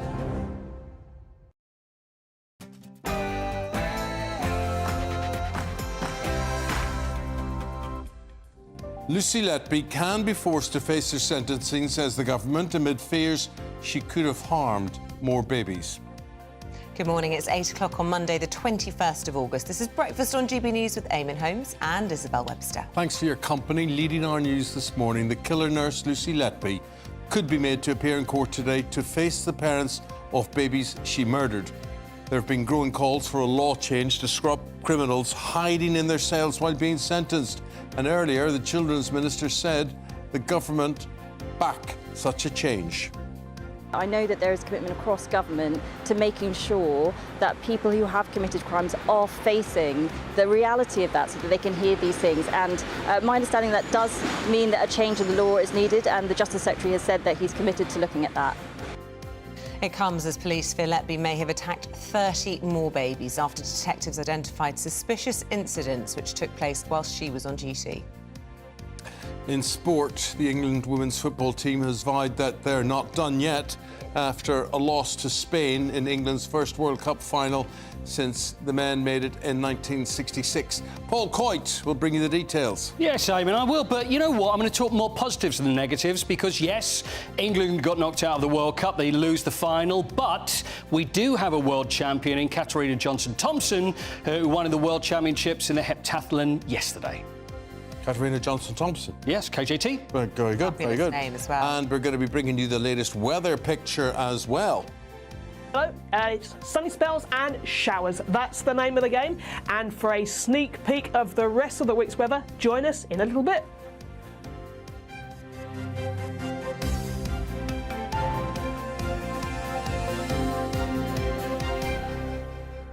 On this Monday morning, this is our top story. The government saying that Lucy Letby could be forced to appear in court and face victims' families when she is sentenced. That will happen later today.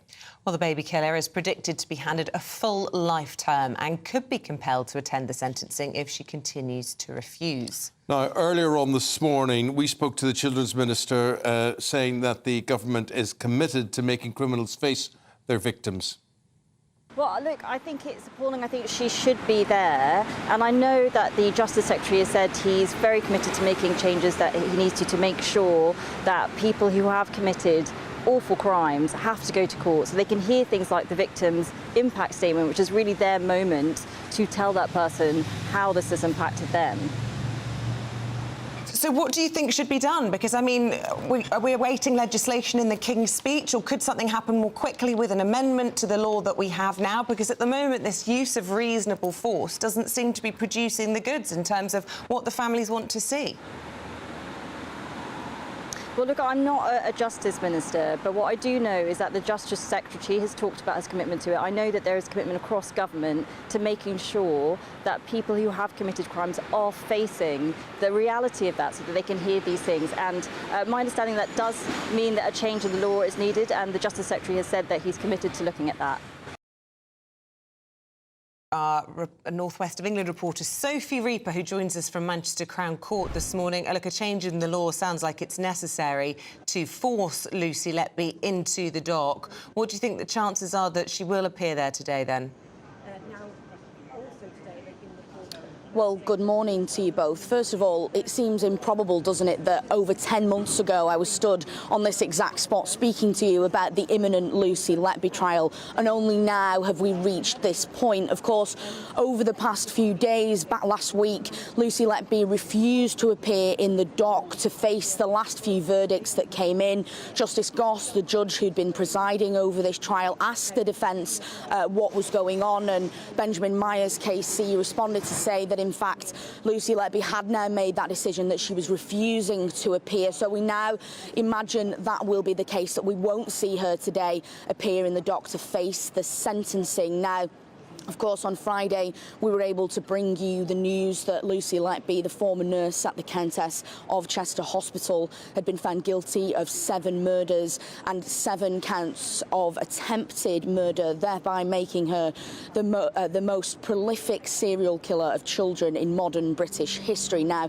when you take that into account, it seems unlikely that Justice Goss won't dole out the most severe sentence, but of course, it is difficult to say at this point. Now, of course, it's been a highly controversial topic over the past few days, people debating whether or not Lucy Letby should be allowed to refuse to come up to the dock. And of course, this has been highly controversial, not just in this trial, but over the past 12 months or so. Back in April, when Thomas Cashman refused to face the family of Olivia Pratt-Corbell, as I say, back in April. And then before that, Jordan McSweeney refusing to appear to face his sentencing after he murdered Zara Alina. So this isn't a new conversation. Earlier this year, Justice Secretary Alex Chalk said that the government were committed to making that change in order to force defendants to come up to the dock to face the sentencing, because as many people feel they have committed the crime, they've been found guilty. Lucy Letby now guilty of 7 murders and 7 counts of attempted murder, and a lot of people feel that it's not right that she's able to avoid facing the victims, the families of those victims, who of course have dealt now with the consequences of Lucy Letby's actions for well over 8 years.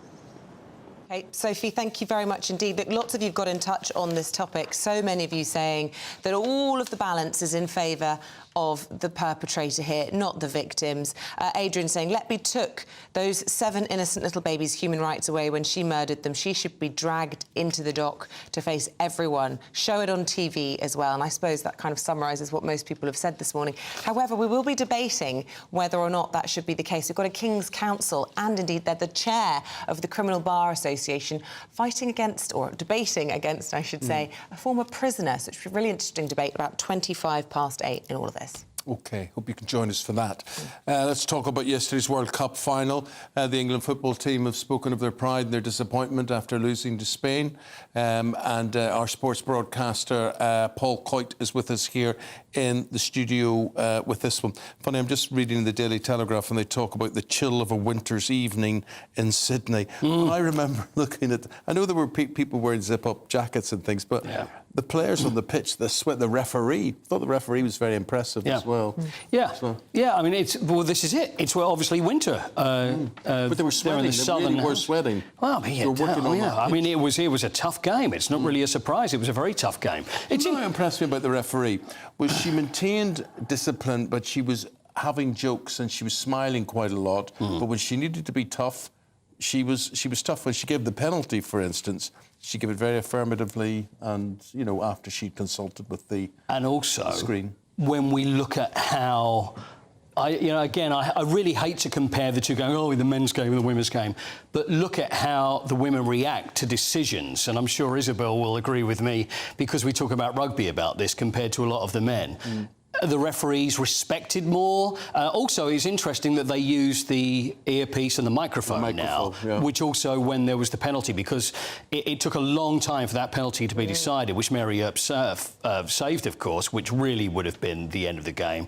But the way that they've done that, I think, has been very impressive. That's worked very well. So there's a lot to be taken from it, but disappointing. I just wonder what the difference would be, how we would be, what the country would be like had we actually won the final. Because the build-up, everybody was talking about it. We're all very excited. We're very hopeful, and I was hopeful, and I actually thought we were probably going to win the game. Maybe I was a little naive about it, because when I saw the Spanish play, and then you see how good they truly were, the fact that they'd lost 4-0 earlier on in the tournament pretty much meant nothing. It's funny, lots of criticism of Prince William. Tony from Suffolk said the Lionesses did us proud, unlike Prince William, who should have been there in person. Poor no-show from him. And Sir Geoff Hurst has been on the airwaves this morning saying the same. An England team's in a World Cup final, the Royals should have been there. End of. Well, he is president of the Football Association, so he had got a role as well. I really don't see why, and it's all very well doing a little, video message. Royals about to send one of them. They couldn't all be on their holidays. It's not a hardship, is it, to be sent to Sydney to go to the World Cup final? It's one of the things. If they need a stand-in, I'm available. Listen, we're on holiday. This is like, you're going to go and if you love football, which he obviously does, he's the president of the Football Association, future king of the country, wouldn't it not be a good idea to actually go over there? Is it that difficult to hop on a plane to go to Australia? I know there's going to be, we have to arrange, it has to be decided there was before. That whole argument about his carbon footprint, whatever they did all that. Security detail. You could cycle maybe 3 days before. Maybe take that way. But I want to mention Katarina Johnson-Thompson because it's all very well we're looking at the Lionesses and how brave they are and the fact that they didn't win the final, they could have been world champions. We do have a world champion. It's the World Athletics Championships, which is going on in Budapest at the moment. And Eamonn, you remember, like me, there was a time when athletics was hugely popular. And it was every Friday night. BBC. All we used to see was Chris Akabusi on the TV. But great athletes like Chris we would see all the time. And it's kind of lost its way a little bit, I find, because there's so much TV, so much sport on TV. But the World Athletics Champions, there's Katarina Johnson-Thompson there now.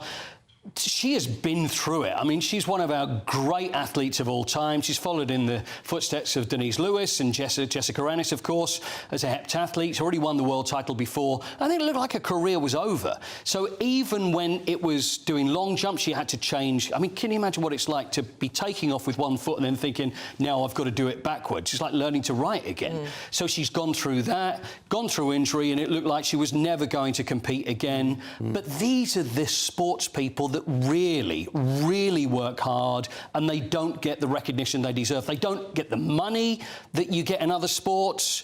They only have their moment in the sun, probably with the Olympics or the World Championships. They're training all year round, and she's really come against adversity and won the gold medal yesterday, and it was magnificent. And you talk about the injury. It was her Achilles heel, wasn't it? Yeah. That's a hell of a one to remember. Awful injury. Yeah. Injury. So that's what she's done, and now she's jumping as she was. She's thrown the javelin further than she's ever done. And Zarnell Hughes, first 100-metre medal for 20 years for Great Britain. And we're not talking about this enough, I mean. Could I talk about the Premier League matches over the weekend as well? Some really fascinating results there. Yeah. Chelsea, I mean, despite spending... $1 billion.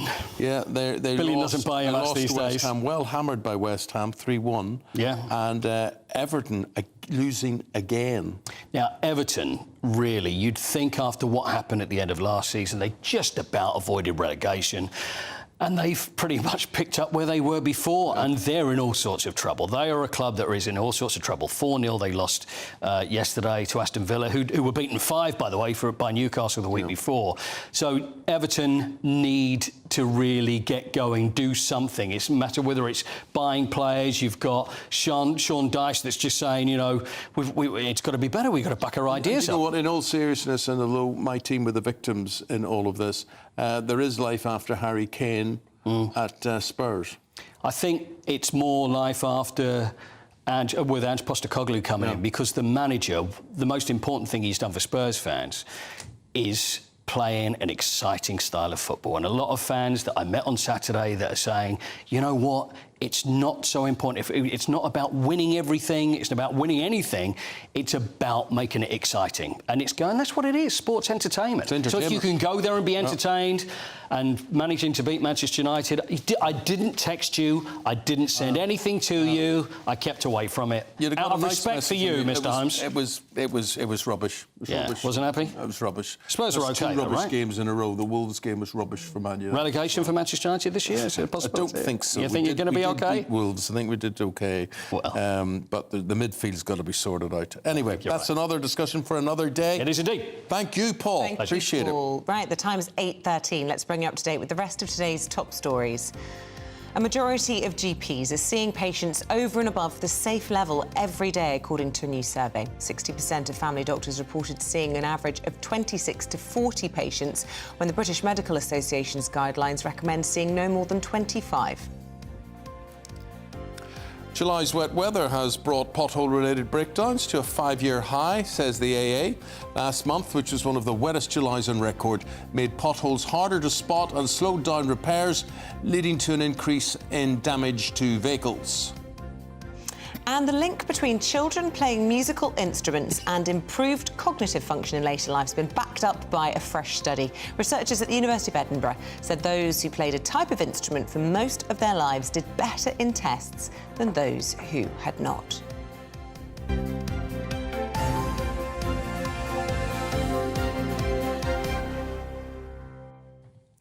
I just want to know, because you're elderly in age. I am indeed, yes. What's your cognitive reaction like, and did you play a musical instrument when you were younger? Now, I did take guitar lessons. I could manage playing chords to Skip to Malou for about two weeks, and then that was it. That was it, yeah. Musical... I watched a documentary on Saturday night about Johnny Cash on BBC Two. The Man in Black. And his guitar and everything. Oh, what a guy he was. What a guy. Yeah, Johnny Cash. OK, thank you very much. We're talking about ULEZ this morning. Sadiq Khan's office has been accused of trying to silence research that found that the introduction of the ultra-low emission zone in 2019 had insignificant effects on some forms of pollution after a Freedom of Information request by Conservatives. Now, you may say, what's this got to do with me? This is London only, but a lot of people feel what happens in London today. London sneezes, you will catch cold tomorrow, wherever you live. And it comes as the initiative scrappage scheme is extended to all Londoners. That's from today, ahead of the zone expansion, which will happen next week. Well, here to explain it all is our London reporter, Lisa Hartle. You're in Bromley this morning for us, Lisa. It's fair to say this is a pretty unpopular measure, but now some questions about actually how effective it is in its target, which is to clean up our air. Yeah, good morning. Well, those emails that are in question were between the deputy of the London Mayor and a scientist from the Imperial College London. They were referring to a study that was carried out in 2021. It was a 12-week period looking at air quality in London before ULEZ first started and to a time just after. That, as you said, found that it cut nitrogen dioxide by around 3% and had an insignificant impact on ozone particulate matter. But I was talking to a scientist who's studying studying at the Imperial College London months ago now, and he was explaining to me that studying air quality is such a complicated thing. He said that they're often debating what equipment should be used, what pollutant in the air should be measured.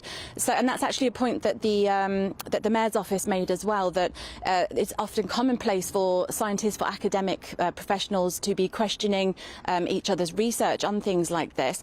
But obviously at the heart of all this at the moment, this ULEZ expansion is due to come into place on the 29th of August. Today is the scrappage scheme that the Mayor introduced is being expanded out to all of those Greater London boroughs. But I've been speaking to a lot of people recently who have said that they're just so worried about when the 29th of August comes round, they don't know what they're going to do, despite this scrappage scheme that can offer, it depends on eligibility, each person's different, but if you are eligible, you could get between £2,000 for a car, it could be up to £7,000 or £10,000 around there for a van. But some people just can't afford that. They say they can't afford to replace their car, and they can't afford to pay the £12.50 a day that they're going to have to pay because their car isn't compliant. So a point that the MP for Croydon and Sutton made to you earlier, that there's a balance to be struck between, yes, air quality, air pollution needs to be tackled, but also it can't be to the detriment of people who simply can't afford it. It's a difficult enough time at the moment with people being in the middle of this cost of living crisis. So there has to be a balance struck between the two. Thanks, Lisa. Very good. And that balance, obviously, so many people feel it is not being struck, and that it is hitting ordinary people trying to go about their day-to-day business, and they're being penalised for it. You know, I always often think, if governments, whoever they are, if they really cared about the environment and pollution and all that sort of thing, they would ban the manufacture of plastic tomorrow. You know, particularly cups and that sort of thing as well.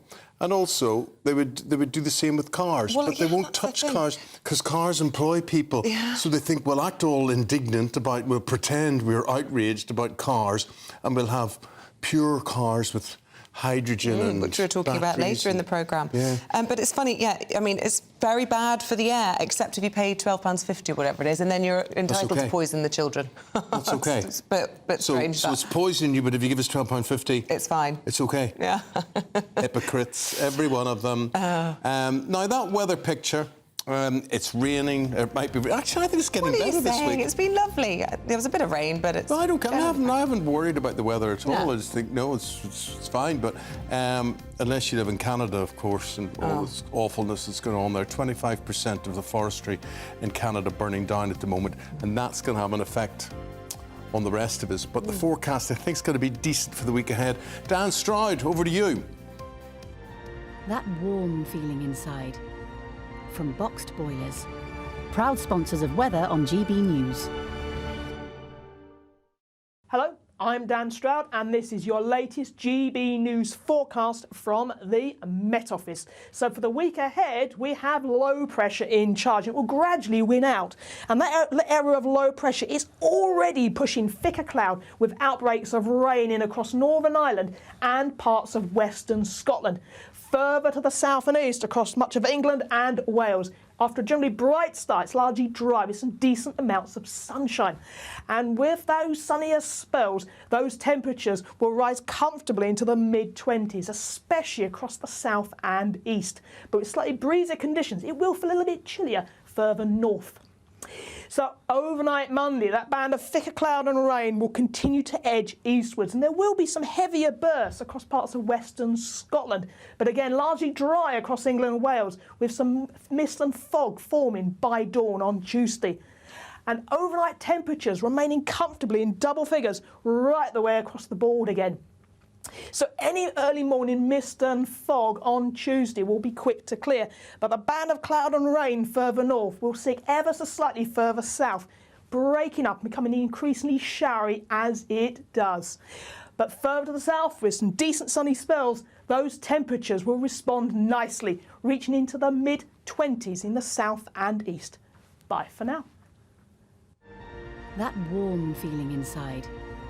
From Boxed Boilers, proud sponsors of weather on GB News. Right, big talking point today. Should Lucy Letby, the murdering nurse, be forced to attend her sentencing today, Or can she say, look... She's got a headache, doesn't fancy it. Yeah, I don't want to, you know, all these people, all these victim statements, I don't want to hear that. I may have murdered your child, but I don't want to hear I did that. We're debating that next. The Live Desk with me, Mark Longhurst. And me, Pip Thompson.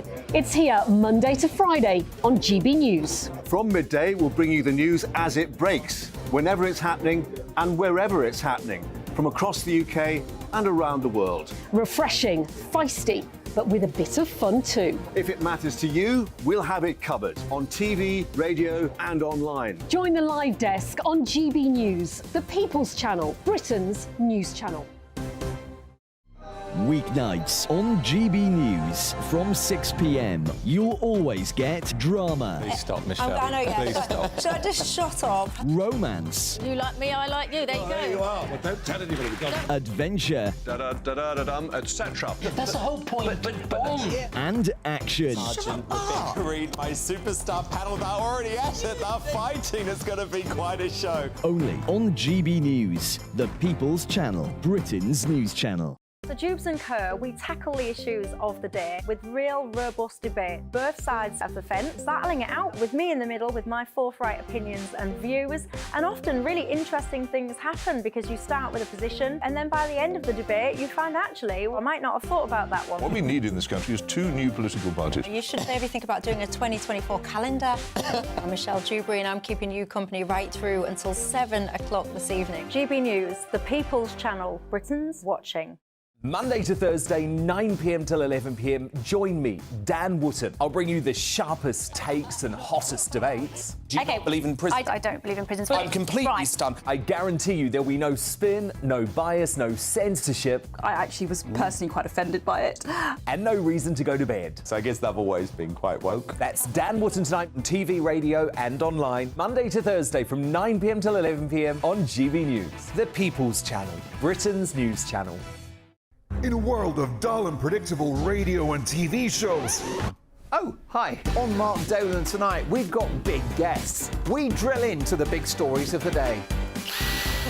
The show adds up to a brilliant listening and viewing experience. Mark Dolan Tonight is the most entertaining current affairs show ever, and that's a fact. That's Mark Dolan Tonight, Friday, Saturday and Sunday from 9. Only on GB News, Britain's news channel.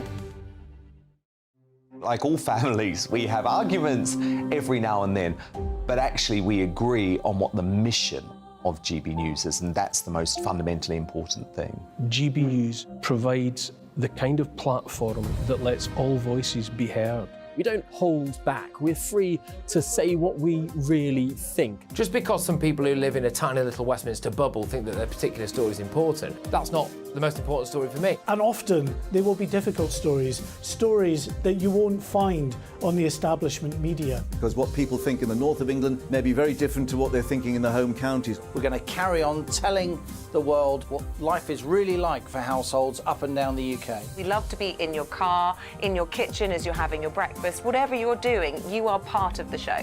If it matters to you, it matters to us. Britain's watching. Britain's watching. Britain's watching. We're proud to be GB News, the People's Channel, Britain's news channel.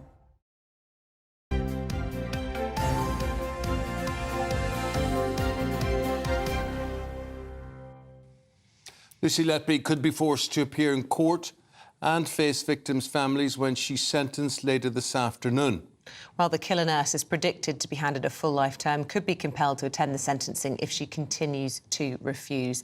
Let's find out, though, whether or not she should be compelled. Tana Adkin is the Vice Chair of the Criminal Bar Association. Good morning to you. She says she shouldn't have to appear because it could disrupt the dignity of the court process. But Mark Johnson says she absolutely should be in the dock today. May I start with you, Tana, because it's clearly a highly emotive story. We're talking about many dead babies, many bereaved families. And a lot of people cannot understand the distinction between the trial, where she was compelled to attend, and the sentencing, where if she doesn't fancy it, she has the option of opting out. Why is this different? Well, I think there is a distinction because the defendant has a right to be heard in a trial, and in any other hearing, a defendant can forego that right, and therefore it can be taken into account against them. But having a precedent where we force defendants to attend for their sentencing hearing could be an opportunity for disruption, and causing disruption to sentencing hearings is really what the court will not allow. To disrupt the process would be the worst thing that could happen. And Lucy Letby will be sentenced whether she is there or not, and she'll be sentenced without fear or favour or emotion by the judge according to law. We cannot allow emotion into our courts. Indeed, juries are directed not to involve emotion in their deliberating. And whilst it's a tragic case, and my absolute heart goes out to these families, we must not allow the court process to be disrupted in any way. And forcing defendants into the dock doesn't help. What are we to see? If a defendant doesn't show any emotion, does that mean there are no emotions? It's a very difficult situation. Well, Mark, Sir Robert Buckland, who is the former Justice Secretary, he says, OK, let her sit in her cell, but pipe in everything that the families have to say, pipe that audio into her cell and make her listen to it. Let her kick off if she wants. That sounds a pretty good idea to me. Well, I mean, the polarisation of this issue and over-politicisation is a room for politicians to just win votes for the next election, as far as I'm concerned. And you've had 30 justice ministers in the last 12 years come out with all of this rhetoric, etc. Where I'm at with it is that when we commit a crime, if a crime is committed, and I've committed crimes myself, by the way, is everybody is accountable for their behaviour, like everybody. And part of that accountability is to be sat in the courtroom in front of a judge and getting a sentence. Now, for people who want vengeance, etc., which that isn't me, I want justice to occur. The public have lost their confidence in justice, and this is part of the reason why they've lost it. Court is one place that you go as a criminal. Or as somebody who's committed an offence, where every single circumstance gets looked at, and that must happen. So we've got a situation today beyond this issue, this polarised issue of this murderer. You've got a situation today where there is a severe neglect. So from committing crime to the length of time that it takes, for the police issue around getting evidence and stuff correctly, to then going into the courts, to then being sentenced, and then whilst on a sentence, experience this severe neglect. So 22 hours a day, people are locked up now. 4 in 10 people are getting released from prison without anywhere to live. There's no confidence in the justice system as a whole. Well, that's an important point, isn't it, Tana, that the whole part of justice is justice has to be done, but it also has to be seen to be done. And you talk about perhaps a precedent being set for disruption to the process. But this is a key part of the process, isn't it, to have that perpetrator convicted in front of the victims? I mean, sentenced. Yeah, well, she's been convicted and she will be sentenced. Whether she sits there to hear the sentence or not, to my mind, is not the most important factor. The most important factor is that a jury have spent their time listening to all of the evidence fairly and properly, have come to their impartial decision. The judge will come to their impartial decision on sentence. And whether she wants to listen to it or not, she will be sentenced in due course. And that process must not be disrupted by anyone. Defendants in trials and other court hearings and other sentences who don't turn up, they are not allowed to disrupt the court process. It carries on regardless. And she will be sentenced. That sentence will be passed fairly and properly in due course. And whether she is there or not, it will happen. Tana, it's interesting to hear you talk as a professional about the way things should go, the process should work from your side of things, and the dignity of the whole court process. But Mark, also from your point of view, having appeared before judges, having appeared before juries, you're a former prisoner. You're now founder of what's called Lived Expert, but you both see. Tana, I suppose what I'm trying to say is that for justice to be effective, it's got to be seen to be correct. It's got to be seen to work. And Mark is saying this is one of the ways it works, by actually having relayed to you just how bad you have been and the impact of the crime you have committed on people. Well, Lucy Letby will have to hear what her sentence is, whether she sits there and listens to it or not. I mean, she could simply sit in the dock and close her ears and her mind to it. But we cannot force human beings to accept their failings. We hope that they do come to an understanding and an acceptance of their failings and where they have committed crime. In fact, that is, of course, a purpose of the criminal justice system, but we cannot force people. And it may be that it takes some time for people to come to that acceptance and that understanding. And it's not something, I'm afraid, we can force on human beings. My concern is that by forcing this, it will cause disruption to an already overburdened criminal justice system with the delays that there are. And we want to have justice seen to be done, but done as effectively and as quickly as possible. Mark Johnson, I don't know if you ever, whilst you were in front of judges, also had to have impact statements read out to you from some of your victims. What was the impact on you of that? I mean, did it make you feel bad, uncomfortable, and would you have avoided it if you could have?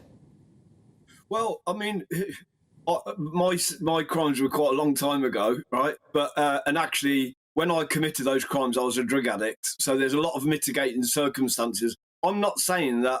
What I'm saying is everybody's accountable for their actions and should hear the impact directly as possible from the victim, and that's morally right. And I think the public are really behind this, by the way, beyond the politicians and stuff, just because of our own sense of morality. But you've got this issue within criminal justice where justice is distant. So the courts, it might be convenient for the courts and everybody gets paid in there to have this process carried out quietly, etc. But the public have lost confidence in the justice system, and part of that is to see people. I work with people in prison that are in there.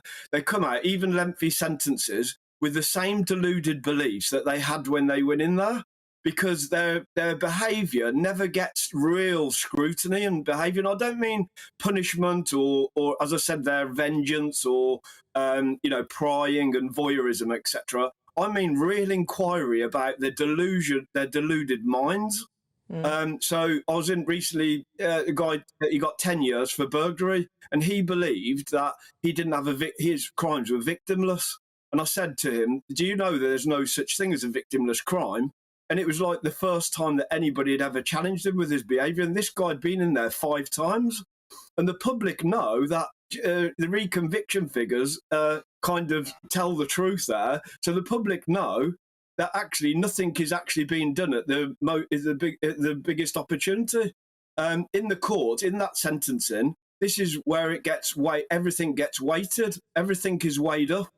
Mitigating circumstances, but also the inquiry, the justice system's opinion about, who is responsible for what, and everybody gets to see it. That's the most important thing for the victim. Everybody gets to see, because I'll guarantee you, if we went to a referendum today about the death penalty, because of the media polarisation and about these 1 or 2 cases, the public would want to bring back the death penalty. I've actually had 4 debates over it, not in the recent sort of recently about it. So this is one way that we open it up, that the public will say, no, actually that's right, that somebody is held accountable. They're made to listen to it, and then and basically everybody can try and get on and heal or move on and have some level of confidence in it. Guys, thank you both very, very much indeed. Very interesting to hear from you, Tana and Mark. Thank you very much. We'll leave it there. Let us know your thoughts at home, whether you're convinced or not. It's certainly an interesting debate. I think we're both agreed, aren't we? She should be in there today. Absolutely. I think right along this whole process has been about, has Lucy Letby, has she been offended? Has she been wronged in all of this? How does she feel? It's going to cause delays in the system. I just don't buy it. It's not a factor. That shouldn't be part of the debate about the way you sentence someone, whether it's going to cause delays in a clogged system. I just see that face, that picture there, and that's a woman who lives in her own world, who creates her own reality. No one thought she could have possibly been guilty with all of this because she didn't look like a serial killer.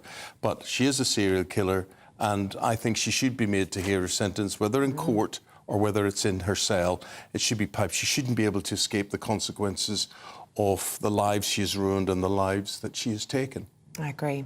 All right, stay with us. We're going to be going over why a campaign group has asked for an investigation into Nadine Dorries after results from a poll. That's in the papers next. What you get for breakfast is something that, if we do our jobs right, you will wake up to news that you didn't know the night before. It's a conversation. It's not just me and Eamonn. We want to get to know you, and we want you to get to know us. From 6, it's Breakfast with Eamonn and Isabel. Monday to Thursdays on GB News, Britain's news channel. Westminster is going around in ever-decreasing circles, followed by the media. Britain is broken. How on earth did we get into this mess? But more importantly, how do we get out of it? Join me at 7 p.m, Mondays to Thursdays on Farage, here on GB News. We will have open, rational debate. We've got to work out how Britain moves forward from this. Join us here on GB News, the People's Channel. Britain is watching. When the news happens, it happens here. And really important breaking news. Breaking news this morning. On TV, radio and online, the news starts here on Britain's Newsroom. All the biggest stories and the answers that you need from across the UK and beyond. Join Britain's Newsroom from 9:30 on GB News. The People's Channel, Britain's news channel. Join me, Patrick Christie's Monday to Friday, 3 till 6. We tackle the day's news agenda like you've never seen before. It's high tempo, high octane, the most controversial topics and the best guests. You will not be able to take your eyes and ears off it. I'm not afraid to ask the questions that you really want answered. 3 till 6 p.m, Monday to Friday on GB News, the People's Channel, Britain's news channel. People in Britain, they love free speech, but they also love fair play. I don't care if I'm speaking somebody from a trade union, from the Labour Party, somebody from the SNP. And I think the viewers like to see that actually we can challenge one another, but in a positive way. We think we ask the questions that people want to ask, and often we ask the questions that we wanted to ask in Parliament but never got the chance to ask. So join us every Saturday, 10 a.m. till noon on GB News, Britain's news channel. Hi, I'm Dan Wootton. You can watch me live on GB News Monday to Thursday from 9 p.m. And did you know that you can also watch and listen live on our website, gbnews.com? You'll always be up to date on the latest breaking news, as well as enjoying the best stories, opinions and shows. You can even join the debate under our live player as you're watching. So head straight to gbnews.com on TV, radio and online. GB News, Britain's news channel. It's all about family, being in people's living rooms, all the interaction and getting to know who our viewers and listeners are. When I was young, my dad used to say, "Nana, stop arguing." I wanted an outlet that would enable me to give my opinion. People are going through a really hard time right now, and I know that you don't feel like you're being listened to by the establishment. I came to GB News because it's the People's Channel, and I want the audience to have their say on the events of the day. We're dynamic. We do something different. Democracy shows that the wisdom of the nation is in its people. I get to travel to find out what the story is from a personal perspective. The British people aren't fools. We know when we're not being told the full story. We've got to work out how Britain moves forward from this. It's the best country in the world. The establishment had their chance. Now we're here to represent your views. Britain's watching. Britain's watching. Britain's watching. We're proud to be GB News, The People's Channel, Britain's news channel.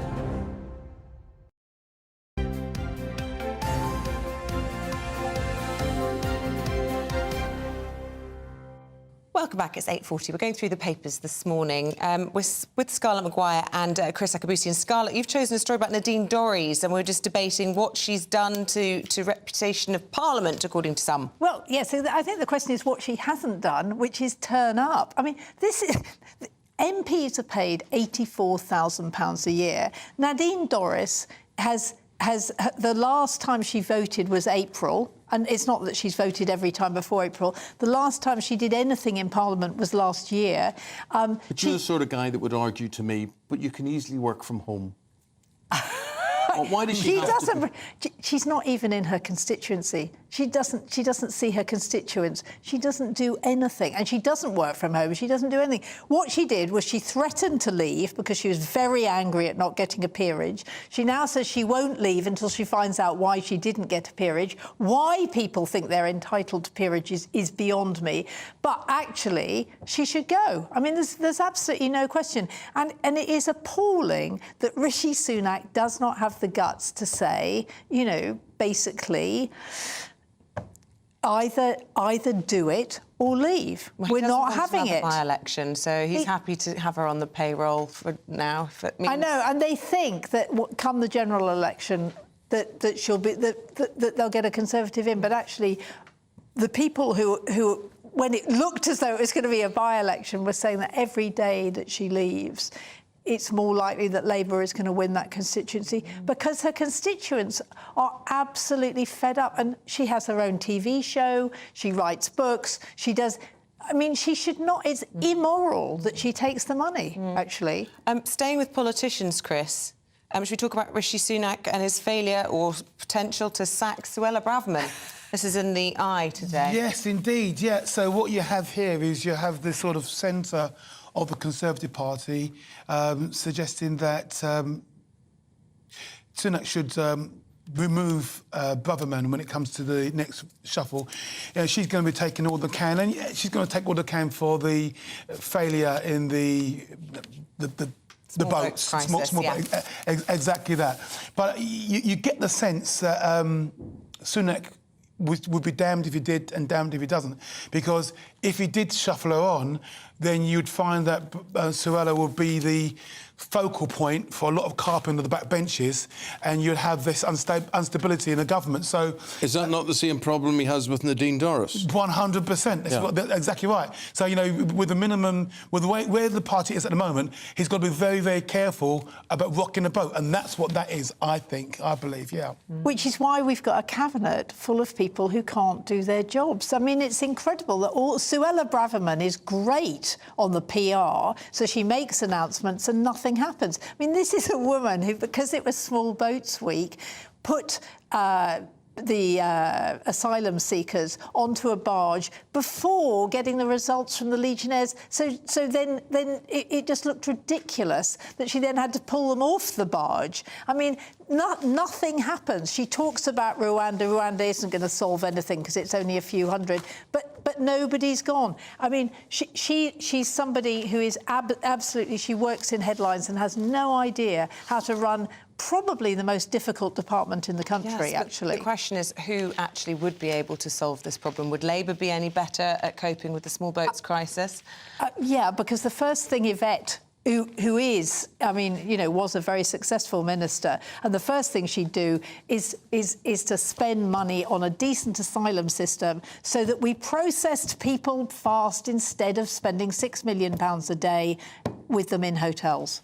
Okay. Now, there's a really sad story I want to touch upon here, and this happened on Friday, and the television host, the property expert Phil Spencer, his parents, David, who's 89 years of age, and Anne, who's 82, they died when their car crashed into a river on their farm. It really is a heartbreaking story.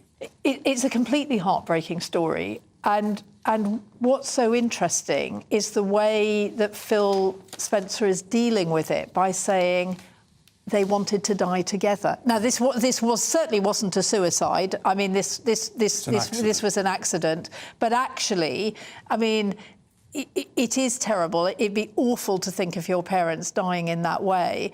But the father had dementia, the mother had Parkinson's. The mother had said to Phil, you know, I think we're going to go together, and they did. His brother, who was there, who found them, got out his penknife and cut the seatbelts, but by that time it was too late. Yeah. Traumatic. Traumatic, awful, losing both your parents just like that. But actually, I mean, trying trying to see the other side of it, I mean, is a very brave way of dealing with it. He said that they would have, as you say, would have liked to have always died together, and the headline there, they would have held hands until the end, and he is trying to find the sort of positive in it all. But we wish him the best. It's so sad. Rest in peace. Very, very awful.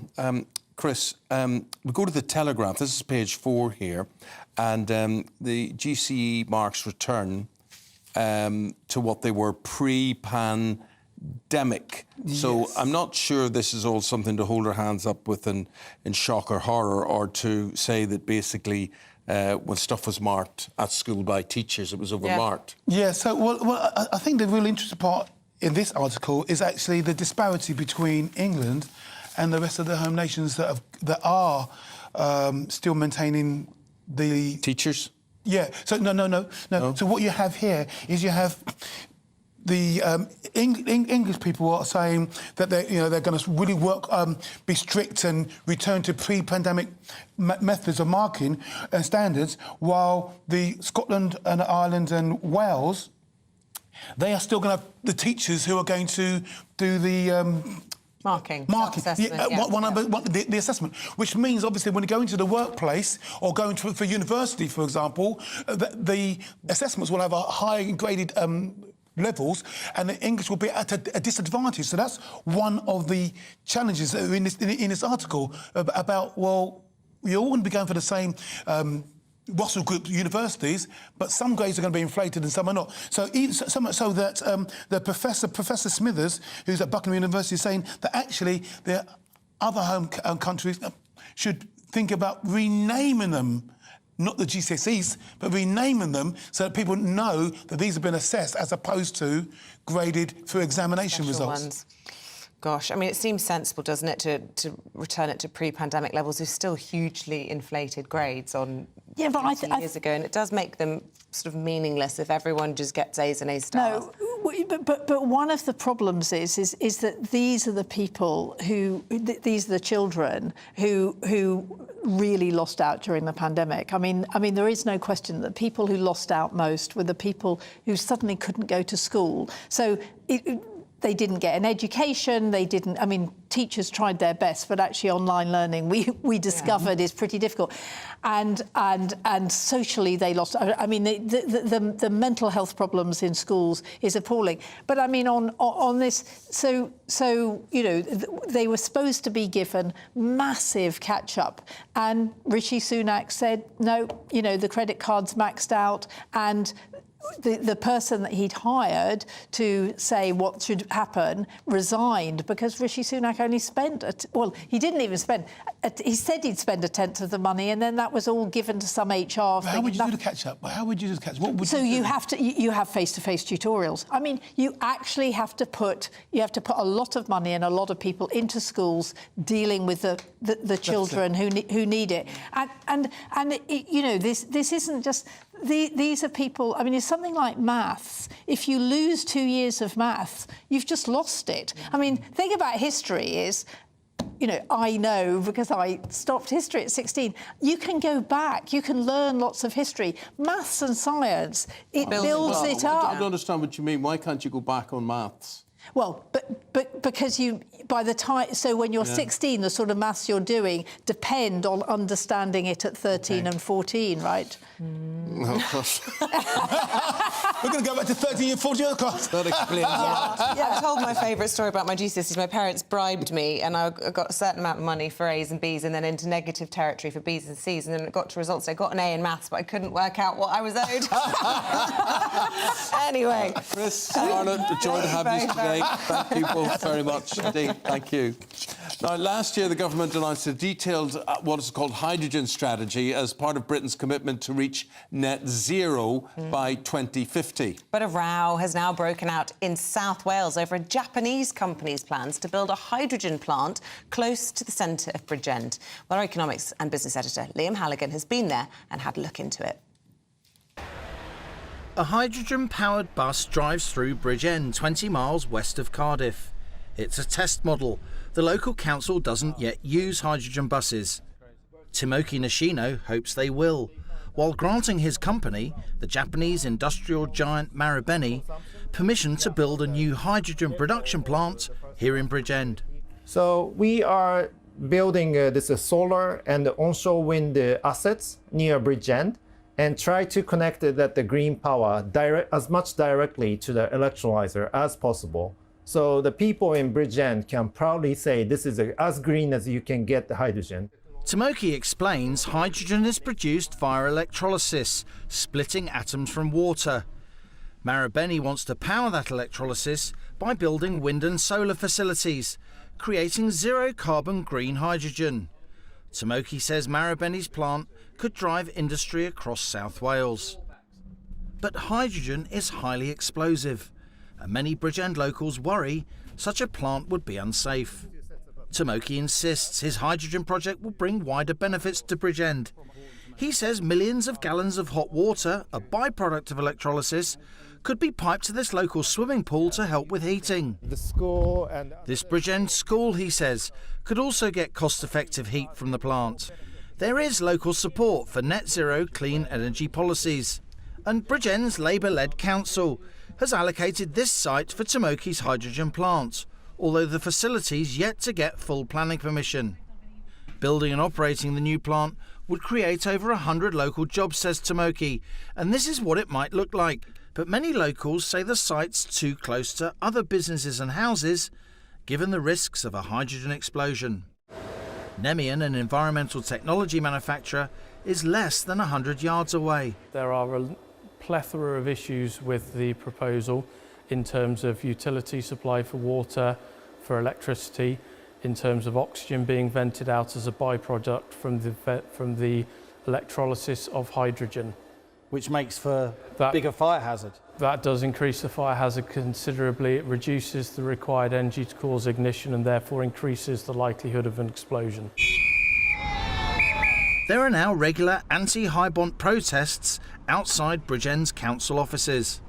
And at this cafe near the Hybont site, locals are concerned. Our house was within the blast range, and it's not like a filling station, it's more like a refinery. What concerns me is the lack of interest that the councillors have shown to the planning application, and they haven't looked at the details.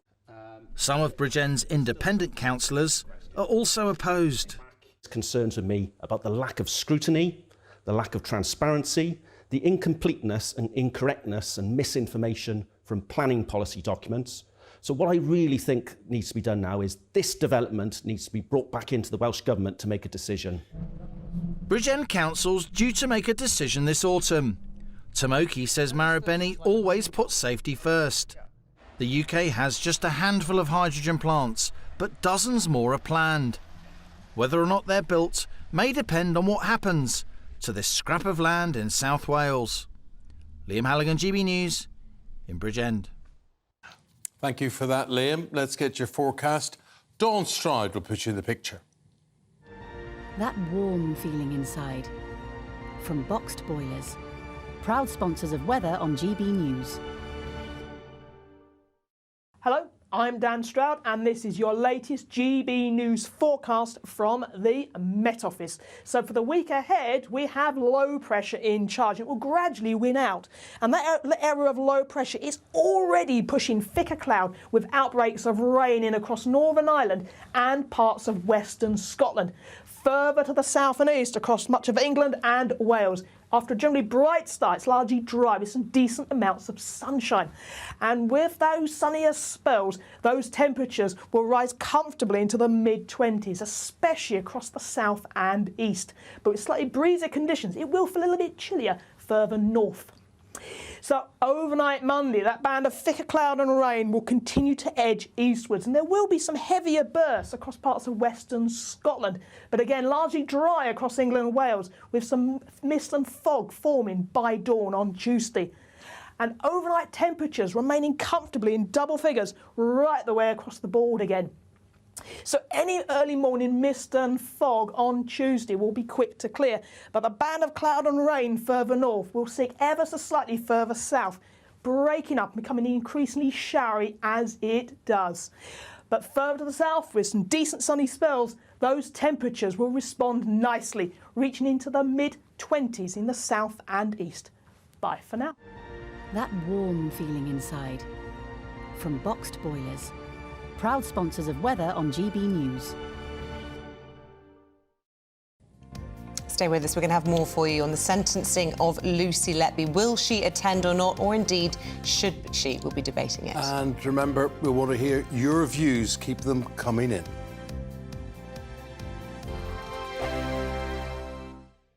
The Live Desk with me, Mark Longhurst. And me, Pip Thompson. It's here Monday to Friday on GB News. From midday, we'll bring you the news as it breaks, whenever it's happening and wherever it's happening, from across the UK and around the world. Refreshing, feisty, but with a bit of fun too. If it matters to you, we'll have it covered on TV, radio and online. Join the Live Desk on GB News, the People's Channel, Britain's news channel. Weeknights on GB News from 6 p.m. You'll always get drama. Please stop, Michelle. I know, yeah. Please stop. Should I just shut up? Romance. You like me, I like you. There you go. There you are. Well, don't tell anybody. Adventure. Etc. That's the whole point. But and action. Sergeant, the Bickery, my superstar panel, they're already at it. They're fighting. It's going to be quite a show. Only on GB News, the People's Channel, Britain's news channel. So Jubes and Kerr, we tackle the issues of the day with real robust debate, both sides of the fence, battling it out with me in the middle with my forthright opinions and views. And often really interesting things happen because you start with a position and then by the end of the debate you find actually, well, I might not have thought about that one. What we need in this country is 2 new political parties. You should maybe think about doing a 2024 calendar. I'm Michelle Dewberry and I'm keeping you company right through until 7 o'clock this evening. GB News, the People's Channel, Britain's watching. Monday to Thursday, 9 p.m. till 11 p.m. Join me, Dan Wootton. I'll bring you the sharpest takes and hottest debates. Do you not believe in prison? I don't believe in prisons. I'm completely stunned. I guarantee you there'll be no spin, no bias, no censorship. I actually was personally quite offended by it. And no reason to go to bed. So I guess they've always been quite woke. That's Dan Wootton tonight on TV, radio and online. Monday to Thursday from 9 p.m. till 11 p.m. on GB News. The People's Channel, Britain's news channel. In a world of dull and predictable radio and TV shows. Oh, hi. On Mark Dolan tonight, we've got big guests. We drill into the big stories of the day. The show adds up to a brilliant listening and viewing experience. Mark Dolan Tonight is the most entertaining current affairs show ever, and that's a fact. That's Mark Dolan Tonight, Friday, Saturday and Sunday from 9. Only on GB News, Britain's news channel. Like all families, we have arguments every now and then, but actually we agree on what the mission of GB News is, and that's the most fundamentally important thing. GB News provides the kind of platform that lets all voices be heard. We don't hold back. We're free to say what we really think. Just because some people who live in a tiny little Westminster bubble think that their particular story is important, that's not the most important story for me. And often there will be difficult stories, stories that you won't find on the establishment media. Because what people think in the north of England may be very different to what they're thinking in the home counties. We're going to carry on telling the world what life is really like for households up and down the UK. You love to be in your car, in your kitchen as you're having your breakfast. Whatever you're doing, you are part of the show. If it matters to you, it matters to us. Britain's watching. Britain's watching. Britain's watching. We're proud to be GB News, the People's Channel, Britain's news channel.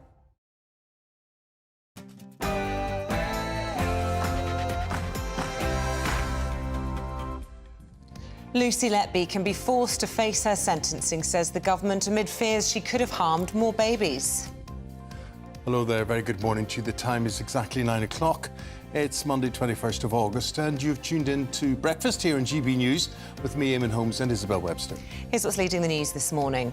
The killer nurse, Lucy Letby, could be made to appear in court today to face the parents of babies she murdered. There have been growing calls for a law change to stop criminals hiding in their cells while being sentenced, and the Children's Minister told us the government would back such a change. I know that there is commitment across government to making sure that people who have committed crimes are facing the reality of that so that they can hear these things. And my understanding that does mean that a change in the law is needed, and the Justice Secretary has said that he's committed to looking at that. The police now fear Letby may have attacked 30 more children after detectives identified suspicious incidents which took place while she was on duty. The Lionesses have vowed that they're not done yet after a heartbreaking loss to Spain in England's first World Cup final since 1966. Captain Millie Bright thanks fans for their support, adding that the team felt pride but also disappointment with their performance. And the weather picture, what's going to be like for today? Hello, it's sunny spells and showers. That's the name of the game. And for a sneak peek of the rest of the week's weather, join us in a little bit.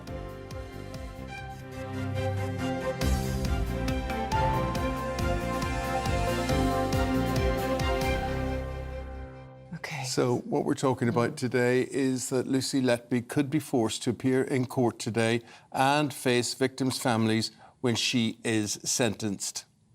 Yes, that's this afternoon, and the baby killer is predicted to be handed a full life term and could be compelled to attend the sentencing if she continues to refuse. Here's now the reaction of the Children's Minister, who we spoke to earlier on the programme, that the government is committed to making criminals face victims in court. Well, look, I think it's appalling. I think she should be there. And I know that the Justice Secretary has said he's very committed to making changes that he needs to make sure that people who have committed awful crimes have to go to court so they can hear things like the victim's impact statement, which is really their moment to tell that person how this has impacted them.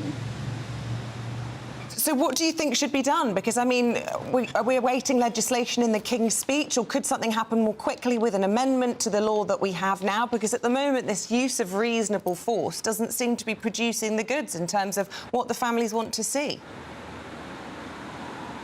Well, look, I'm not a Justice Minister, but what I do know is that the Justice Secretary has talked about his commitment to it. I know that there is commitment across government to making sure that people who have committed crimes are facing the reality of that so that they can hear these things. And my understanding that does mean that a change in the law is needed, and the Justice Secretary has said that he's committed to looking at that. Well, our North West of England reporter Sophie Reaper is at Manchester Crown Court. Let's hear from her. Sophie.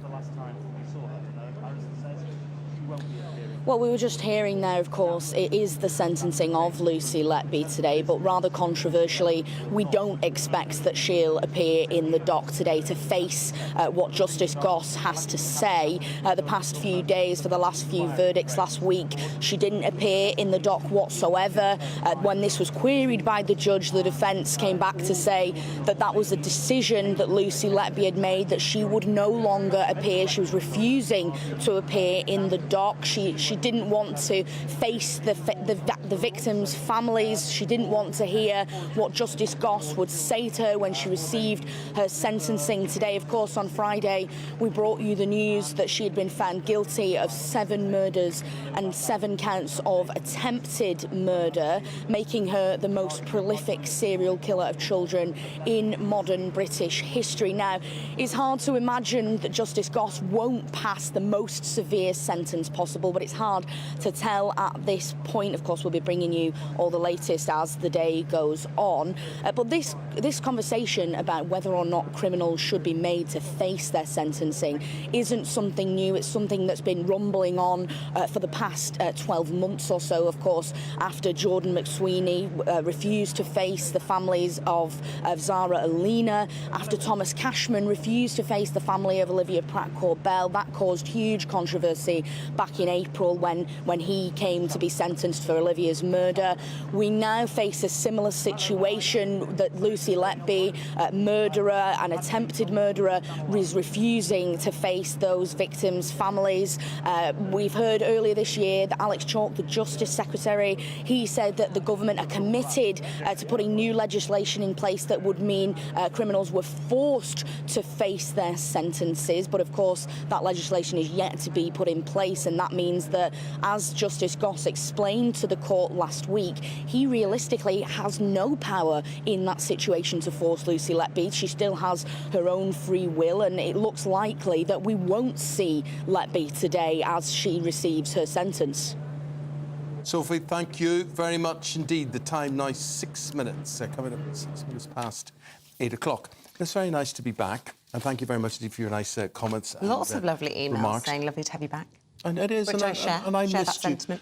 And did you have a good I had a break? fabulous holiday, but already a week back in the office, or just over a week, and I feel like it was a lifetime ago. Yeah. It's funny, isn't it? Just a couple more days in the office and your holiday's already long distant memory, but... Well, no, I decided great time. travelling abroad was going to be too stressful. Yeah. And, of course, with my conditions. No, I know, you've got a lot of issues going on. Did I ever tell you about my conditions? Can't get through, it's travelling is a bit of a hassle to me. Tricky. So I thought, no, won't do Well, it. you But look very well on it, and it's wonderful to have you sleep back. does that. Yeah, well, that's what'll happen with a bit of sleep. Yeah, get a bit of sleep. Will Lucy Letby be sleeping easy in her bed tonight? Let's cross now to the Shadow Minister for Prisons and Probation, Ellie Reeves. Good morning to you, Ellie. Look, we have to ask you about the big talking point of the day. Ordinary, decent, right-minded people just cannot understand how the country's worst child serial killer can have the right to just stay in her cell during her sentencing. Absolutely. It's cowardly behaviour on the part of Lucy Letby. She should be in court today to hear the victim impact statements, to hear the devastating effect of her awful, awful crimes on the families, and the fact that that she can't be compelled to be there. It is frankly shocking. How do you enforce that? How do you make somebody attend their sentencing? Because the rules have been beefed up. The CPS have been told them that they can use reasonable force, but it doesn't seem to be working. Well, this is something that Labour have been calling for months. This isn't the first time this happened. The murderer of Zara Alina didn't attend court for his sentencing. The murderer of Olivia Pratt-Corbell didn't attend court for his sentencing. So the government knows that this is a real issue, and that's why we've been calling for legislation. There's a number of things that the government could have done. For example, giving the judge powers to increase sentencing where someone fails to turn up for the hearing. Now, that won't make a difference in every case, particularly where someone's going to spend the rest of their lives in prison. But you could also look at things like prison privileges, for example. And there's also been this suggestion that where a defendant refuses to attend court, proceedings could be live streamed into their cells. The reality is that the government have had months and months to deal with this issue. They've failed to act, and that's going to result in cowardly Lucy Letby not attending court today, and that lets down the families of the victims. Would you be in favour of piping those statements into Letby's cell if you chose not to go up to the courtroom? I think that's a really good idea, and something that should be looked at very, very closely. You know, this was a 10-month trial, and the families sat through the evidence, listening to all of it, and actually sentencing is the opportunity for them to finally have their voice and to talk about the devastating impact of her awful crimes. And for her not to be there could simply compound their grief. You know, justice has to be done, but it also has to be seen to be done, which is why having defendants at sentencing hearings is so important. We've got a victims bill going through Parliament at the moment. The government say that they want to take action in this area. They had the perfect opportunity to do that in the victims bill, but in fact that victims bill is completely silent on this issue, and that's completely wrong.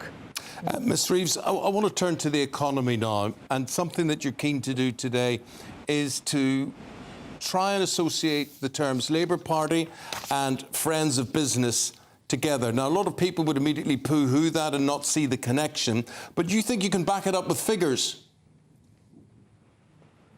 Yes, I do, and some figures have come out today that show under the last Labour government, business investment into the UK was £25 billion more a year than it is under this Conservative government. Growth averaged 2% under the last Labour government, whereas under the Conservatives we're languishing at the bottom of the G7 for growth. Labour did it before when we were in government, and we'll do it again. How do you do it?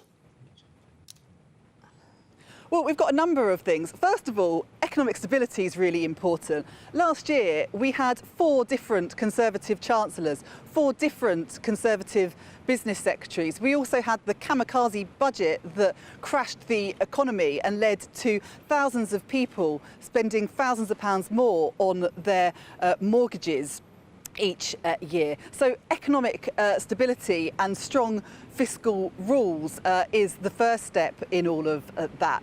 But then we've got our Green Prosperity Fund, our industrial strategy, our National Wealth Fund, all of these things giving businesses the confidence that they need to invest into the UK so that once again we can see that growth. That's why we have got as one of our missions in government to have the highest level of sustained growth across the G7, and under a Labour government we will deliver that. Yeah, and speaking of the confidence to do the job, I see Sue Gray will be taking up her official role with the Labour Party from next week, and top of her agenda, Sir Keir Starmer wants to look at the efficacy of the civil service. He's not confident that the civil service can push through what he wants if Labour's in office next year. Well, I welcome Sue Gray's appointment, and I'm sure that she will have a very long to-do list. I'm absolutely confident that Keir Starmer has the vision through our missions in government to deliver the change that this country desperately needs. Ellie Reeves, we'll leave it there. Ellie Reeves is the Shadow Justice Minister. Thank you for your time this morning. Thank you. 12 minutes past 9 o'clock. Let's bring you up to date with what is happening news-wise. A majority of GPs are seeing patients over and above the safe levels every day, according to a new survey. 60% of family doctors have reported seeing an average of 26 to 40 patients, when the British Medical Association's guidelines recommend seeing no more than 25. July's wet weather has brought pothole-related breakdowns to a 5-year high. Last month, which was one of the wettest Julys on record, made potholes harder to spot and slowed down repairs, leading to an increase in damage to vehicles. And the link between children playing musical instruments and improved cognitive function in later life has been backed up by a fresh study. Researchers from the University of Edinburgh said those who played a type of instrument for most of their lives did better in tests than those who had not.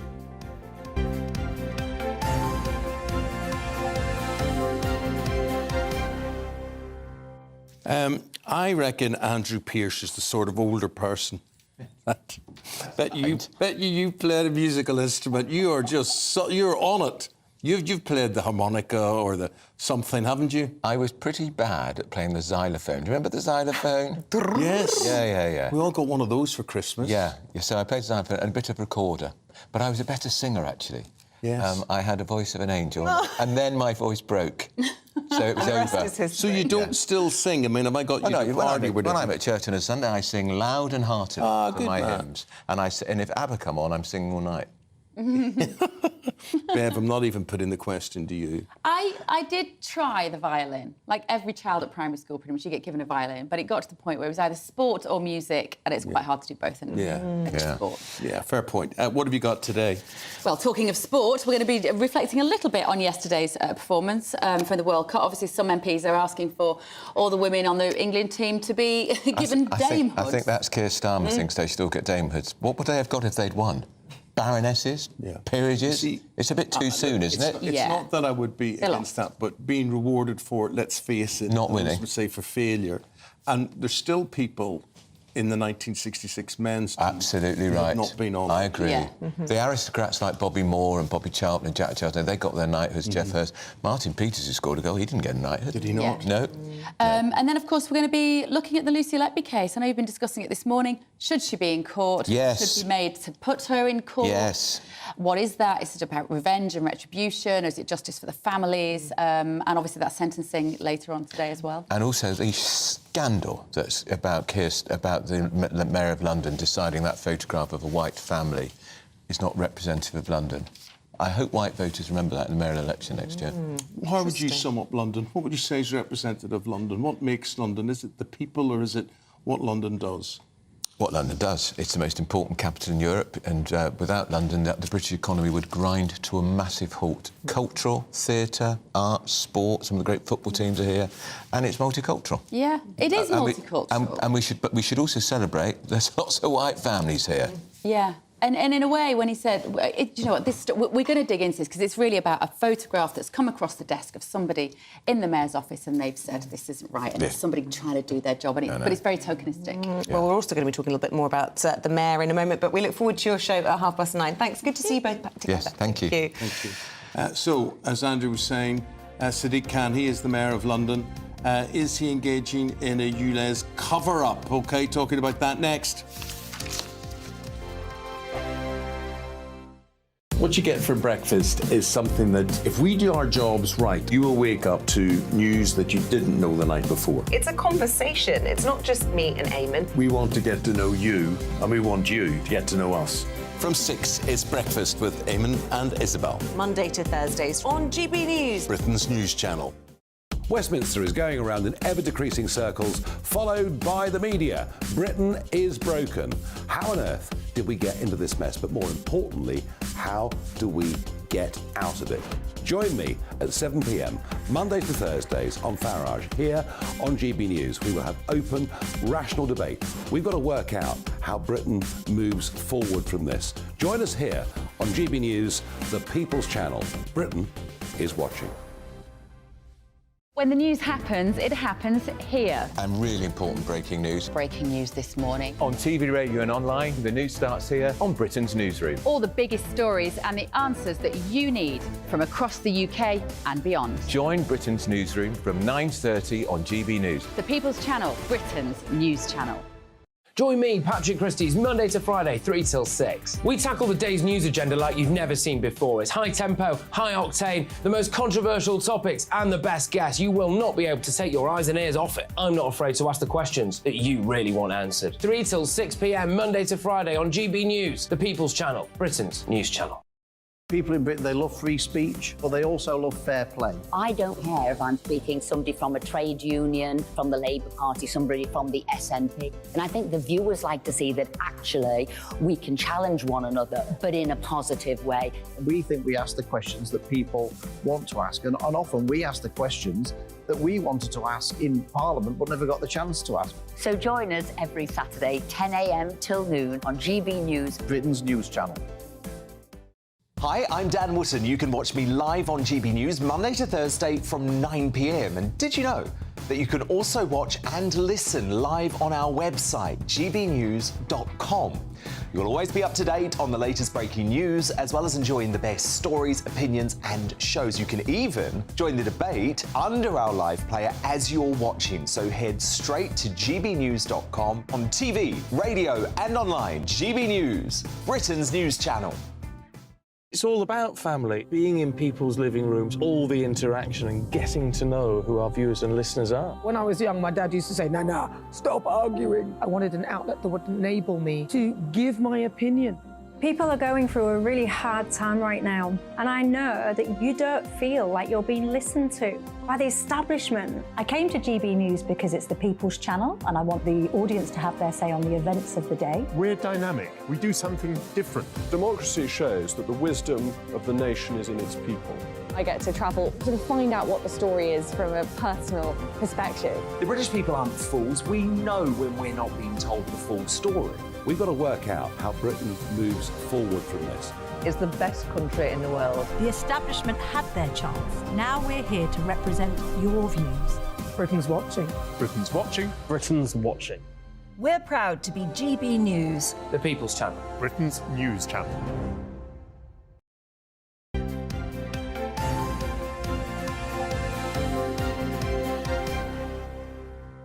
Oh, well, it's all spouting off here in London with not only the exhaust fumes that's polluting the atmosphere, because the mayor's office has been accused of trying to silence research that's found that the introduction of this ULEZ thing, which stands for... Ultra Low Emission Zone. Correct. Had insignificant effects on pollution.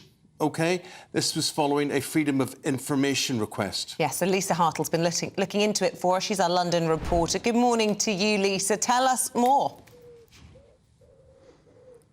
Hello. Well, I'm actually here in Bromley and I'm joined with a guest, Sarah, who is because the scrappage scheme comes into effect throughout Greater London today. So I'm just going to bring in Sarah because I think it's important when we when we talk about the scrappage scheme and you, Les, it's the people like Sarah that this is going to affect. So, Sarah, you've got the van behind me. That's that belongs to your husband. Yep. And you've got a car as well. Yep. Oh, bear with me just a sec. Sorry, Sarah. So just tell me how this is going to affect you, because both of your vehicles aren't compliant, are they? And you've been trying so hard. Is it 50 times you've phoned up to try and get advice on what you can do? Because the 29th of August is when this all happens. And if you don't change your vehicles, it's a £12.50 pounds a day you're going to have to be paying. Yeah, basically, absolutely, yeah. So both the van and the car won't be compliant. So I've had to do a bit of research just to see. I don't really want to play the scrappage scheme, really, but I might have to at the end of the day. So having read the website, there are quite a lot of ambiguous sentences, paragraphs on there. I'm thinking I really need to clarify this, because the process is you apply, you have to wait to get accepted. Once you are accepted, you then have to go and scrap your vehicle. They give you options on there as to which scrappage schemes to use, companies to use, the people that will come round. One of them, interestingly, has said they're not interested in being part of this, which was actually quite refreshing to hear. So then you have to scrap your vehicle, produce the certificate of scrappage, that goes to TfL. When they have got that and accepted that, they will then send you a cheque in the post. So that could be 10 days, who knows. Let's hope it doesn't get lost in the post. That then means that van has gone. So we have no vehicle to work until we get the money through. It's supposed to be 7,000 up to. So that was another query I had. Is that exactly what we're going to get? Because it'd be too late once you scrap to know that that's not what we're going to get paid out. Few of the staff there at TfL, they don't know. Some lady was still quoting me 5,000, so they haven't actually got themselves up to date with what the updates are. So that was a bit of a concern.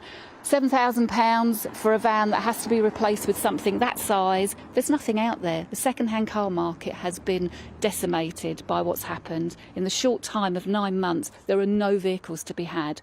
So it sounds lovely, 7,000. It's not going to do anything. I've got a vehicle there that's I bought her 2 years ago. She's got 38 on the clock.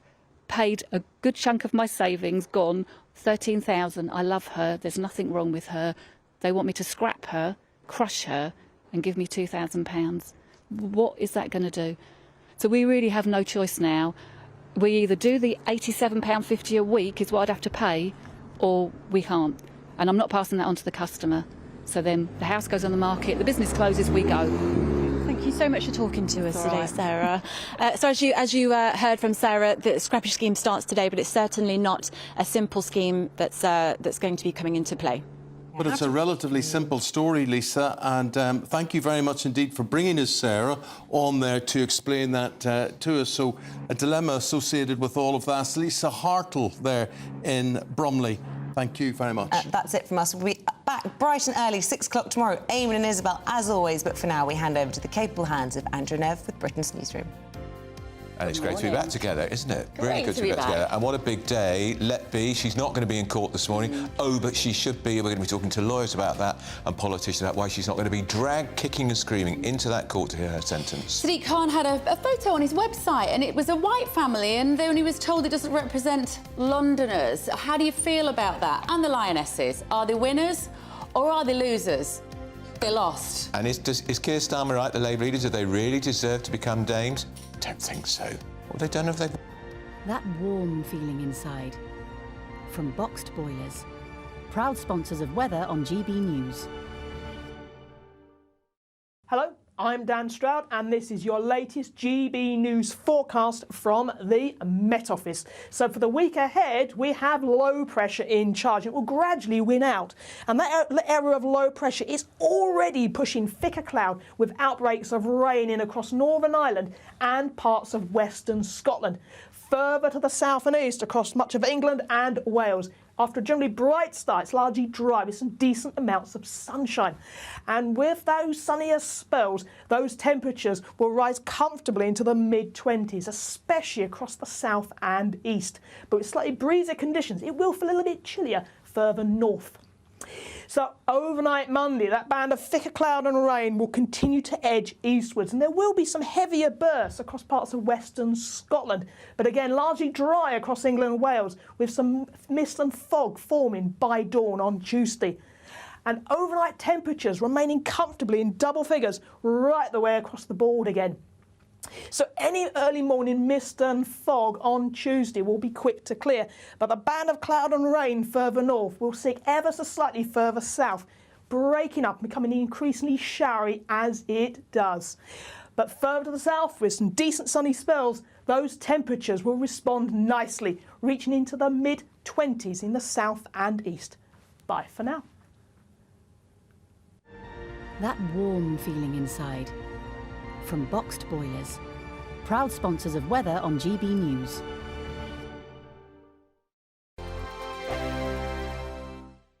The Live Desk with me, Mark Longhurst. And me, Pip Thompson. It's here Monday to Friday on GB News. From midday, we'll bring you the news as it breaks, whenever it's happening and wherever it's happening, from across the UK and around the world. Refreshing, feisty, but with a bit of fun too. If it matters to you, we'll have it covered on TV, radio and online. Join the Live Desk on GB News, the People's Channel, Britain's news channel. Weeknights on GB News from 6 p.m. You'll always get drama. Please stop, Michelle. I know, yeah. Please stop. Should I just shut up? Romance. You like me, I like you. There you go. There you are. Well, don't tell anybody. Adventure. Etc. That's the whole point. But and action. Sergeant, the big green, my superstar panel that are already at it. They're fighting. It's going to be quite a show. Only on GB News, the People's Channel, Britain's news channel. So Jubes and Co, we tackle the issues of the day with real robust debate, both sides of the fence, battling it out with me in the middle with my forthright opinions and views, and often really interesting things happen because you start with a position and then by the end of the debate you find actually, well, I might not have thought about that one. What we need in this country is 2 new political parties. you should maybe think about doing a 2024 calendar.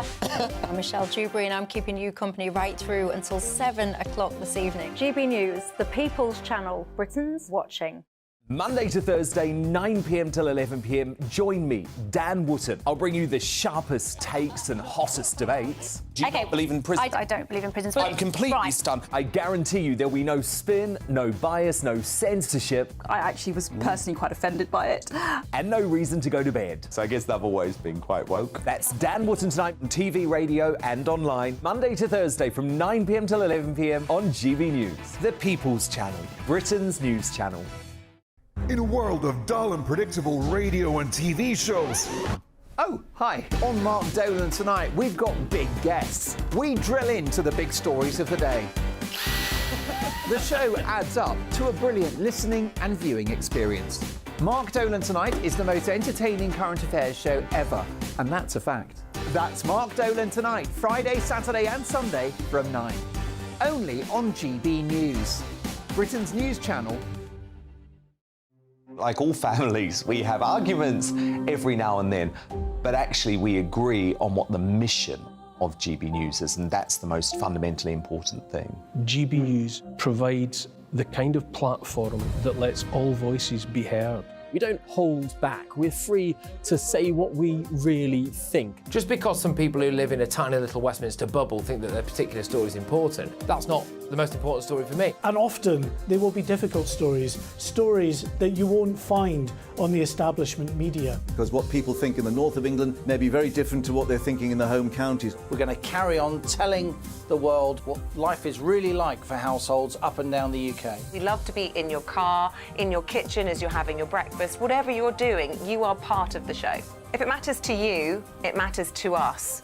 Britain's watching. Britain's watching. Britain's watching. We're proud to be GB News, The People's Channel, Britain's news channel.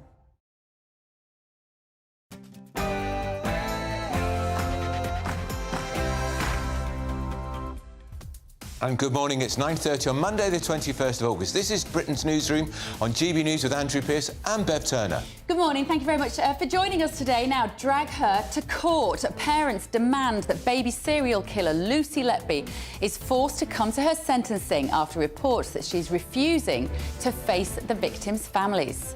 And guess who doesn't represent real Londoners? That was the message posted alongside a picture of 4 white people on London Labour Mayor Sadiq Khan's official website over the weekend. His office claimed it was all a mistake. Of course they do. Does he need to apologise? Yes. Second place, the Lionesses lost 1-0 to Spain in the World Cup final. But were you proud of England's ladies? Did they put the men's team to shame? We're going to be discussing that. And pushover Britain. 1 in 2 of us think the UK is taken advantage of by other countries. Only a quarter think Britain gets a good deal from other places. Do you think we need to toughen up on the world stage? Not much.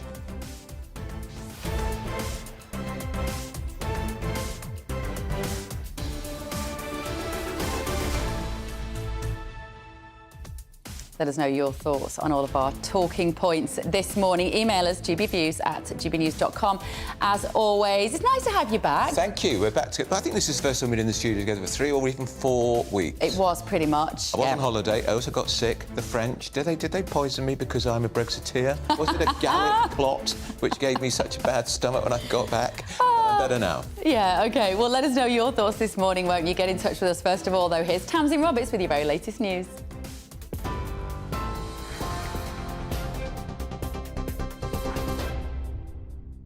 Bev, thanks very much and good morning from the GB News. It's 9:31. Lucy Letby will be sentenced later for murdering 7 babies and attempting to murder 6 more at the Countess of Chester Hospital. The 33-year-old former nurse has indicated she won't return to the dock today. Manchester Crown Court will hear personal statements from some of the parents of those killed or injured, outlining the impact Letby has had on them. She committed the crimes whilst working on the neonatal unit at the hospital between 2015 and 2016. Children and Families Minister Claire Coutinho says the government is looking at changing the law. I think it's appalling. I think she should be there. And I know that the Justice Secretary has said he's very committed to making changes that he needs to make sure that people who have committed awful crimes have to go to court so they can hear things like the victim's impact statement, which is really their moment to tell that person how this has impacted them. There is a commitment across government to making sure that people who have committed crimes are facing the reality of that so that they can hear these things. And my understanding that does mean that a change in the law is needed. A 50-year-old man will appear in court later following the major police data breach in Northern Ireland. He's been charged with possessing documents likely to be useful to terrorists. It's after the details of 10,000 officers and staff were published online by mistake. Police believe the information is now in the hands of dissident Republicans. England's captain Millie Bright says the team will definitely bounce back from their World Cup final loss to Spain. The skipper says she's proud of the girls and that it isn't the end of the journey. The Lionesses are now travelling back from Australia. Both Labour leader Sir Keir Starmer and the Lib Dems' Ed Davey have called for them to be given honours. The government is calling on housing associations, social landlords and developers to renew tenancy contracts to help childminders. Many living in rented accommodation are prevented from using their homes for business purposes. The Department for Education says too often prospective childminders are having the door slammed in their face. The government is also bringing in measures to encourage more people to care for school-aged children, including a £1,200 start-up grant.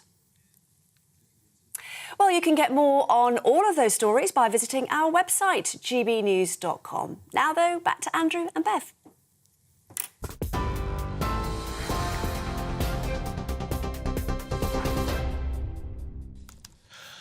Well, glad to be back with you. Bev and I back together again for the first time in 3 or 4 weeks. Holidays and... shenanigans. Yes, the French... Food poisoning. French cooking. Thought it was a country, the capital of eau cuisine. I don't think that smoked salmon was eau cuisine. They nearly killed him. They tried to poison me. Now, the government says Lucy Letby could be forced to appear in court and face victims' families when she's sentenced later this afternoon. So the baby killer is predicted to be handed a full life term and could be compelled to attend the sentencing if she continues to refuse. But this is because the judge can't compel her to, but the governor can, the governor of the prison, but only if reasonable force is used. So we're going to be discussing what constitutes reasonable force. not enough force for her, as far as I'm concerned. The police now are saying the former nurse may have attacked us 30 more babies. A detective identified suspicious incidents, they say, from her time at the hospital. Our North West of England reporter Sophie Reaper, who's done a brilliant job, Sophie, of covering this really distressing case, the details, the harrowing accounts of the families that lost precious, wanted, newborn, poorly babies, has been quite something, hasn't it? What do we expect to happen today? And what chance do you think there is of Lucy Letby being forced to appear to hear her sentencing? Well, it's been absolutely horrendous, to describe it in one word. It seems almost improbable that it was over 10 months ago that we were here outside Manchester Crown Court getting ready for the imminent Lucy Letby trial. We're now 10 months on from that point. But what's even more improbable is that those families of her victims have had to wait since almost 2015 for some of them to receive this justice. Now, we know that it's most likely Lucy Letby is looking at a whole life tariff. Of course, when one becomes the most prolific serial killer of children in modern British history, that seems only to be expected. But the last few days in court last week, for the last few verdicts, Lucy Letby did refuse to appear in the dock. Justice Goss questioned this, but the defence told him that that was her decision. She would no longer be appearing in the dock. So we now imagine that will be the case for the sentencing. The judge, as you say, has no power to force her to, and if it is left up to Lucy Letby, in my mind it seems unlikely that we will see her. But this, of course, has sparked huge controversy, but it's not a new issue. We know that Jordan McSweeney refused to face Zara Alina's family. We know Thomas Cashman back in April refused to face the family of Olivia Pratt-Corbell, and now we see that Lucy Letby is most likely set to refuse to face the families of her victims, who, of course, 7 murders and 7 counts of attempted murder between June of 2015 and June of 2016. Now, it does seem improbable that she will be in the dock today, but we just don't know at this point. So as we get to the sentencing later on today, we'll be bringing you all of the latest. All right, OK. That's Sophie Reaper up at Manchester Crown Court. We've got with us, of course, our favourite political commentator here, Piers Pottinger. Piers, this is... You don't need to... It's shocking and appalling. And again, another killer, evil killer, is going to show what a coward they are by not being in the witness box, because the governor can say she should go into court, but what is reasonable force? Reasonable force for me, I would chain her and gag her like Hannibal Lecter if necessary. I seriously mean that. So she can hear the witness statements from the families whose lives have been devastated by her actions and hear the sentencing. Well, clearly it's wrong. And I don't think there's anyone in the country who thinks it's right that she has the right to choose, as Britain's most appalling child killer of all time. I'm afraid she forfeits the rights to choose whether she can face the victims. It's actually the victims' families who... It takes an awful lot for them to face her, quite frankly. Yeah. And the fact that they're brave enough to do it and to make these statements... after a 10-month trial, the longest murder trial in English history, it's shocking. And I think this is the sort of occasion where it's not political across any party political. There's no question, in my view, that this is something that should be acted on immediately by the government. The Justice Secretary, Alex Chalk, said months ago, we're going to do this. The Labour Party agree with it. The Lib Dems agree with it. They could do it in a day. Or is it going to get stuck in the House of Lords with those wretched human rights lawyers again? Well, I hope not. I mean, if it's in the King's speech, then it should be possible to have it laid before Parliament, certainly by the year end. So it could happen by the year end, but that's still a long way off, and will allow whoever else chooses to do this to do it. And it's something that quite rightly angers everyone. But Beth, you're queasy about it. I am. See, Beth is queasy. I'm a bit queasy about this, because how do we do that? I mean, I know you... Well, I say you're slightly joking, but you're not joking, are you? When you say serious. You would strap them to some sort of gurney and wheel her in. Drag her in. But that's not what we do in this country. Like, our judiciary is the envy of the world, and I don't think I want to live in a country where we drag people into court against their will. It would look awful, wouldn't it, on the world stage? No worse than the things she did to those children. Well, I mean, I'm afraid I disagree with you, Bev, because I think, this is the way society is going. We're spending far too much time giving everyone the benefit of the doubt. I mean, this woman, Letby, deserves no sympathy, deserves absolutely no benefit of any doubt after what she's done, and it may even be worse. I agree with all that. And she should be there. I mean, that is the law, and it's absolutely... And what we're talking really about here is prison guards who are scared of being criticised for using unreasonable force. That's the issue. They'll get prosecuted. And that's what we're debating, which is crazy to me. I think in terms of, we need to learn all the lessons from it, I'm much more, I think, interested in how she was able to get away with this for so long, and that was certainly thematically what we're talking about. Nobody wanted to upset her. Nobody wanted to, or people did, and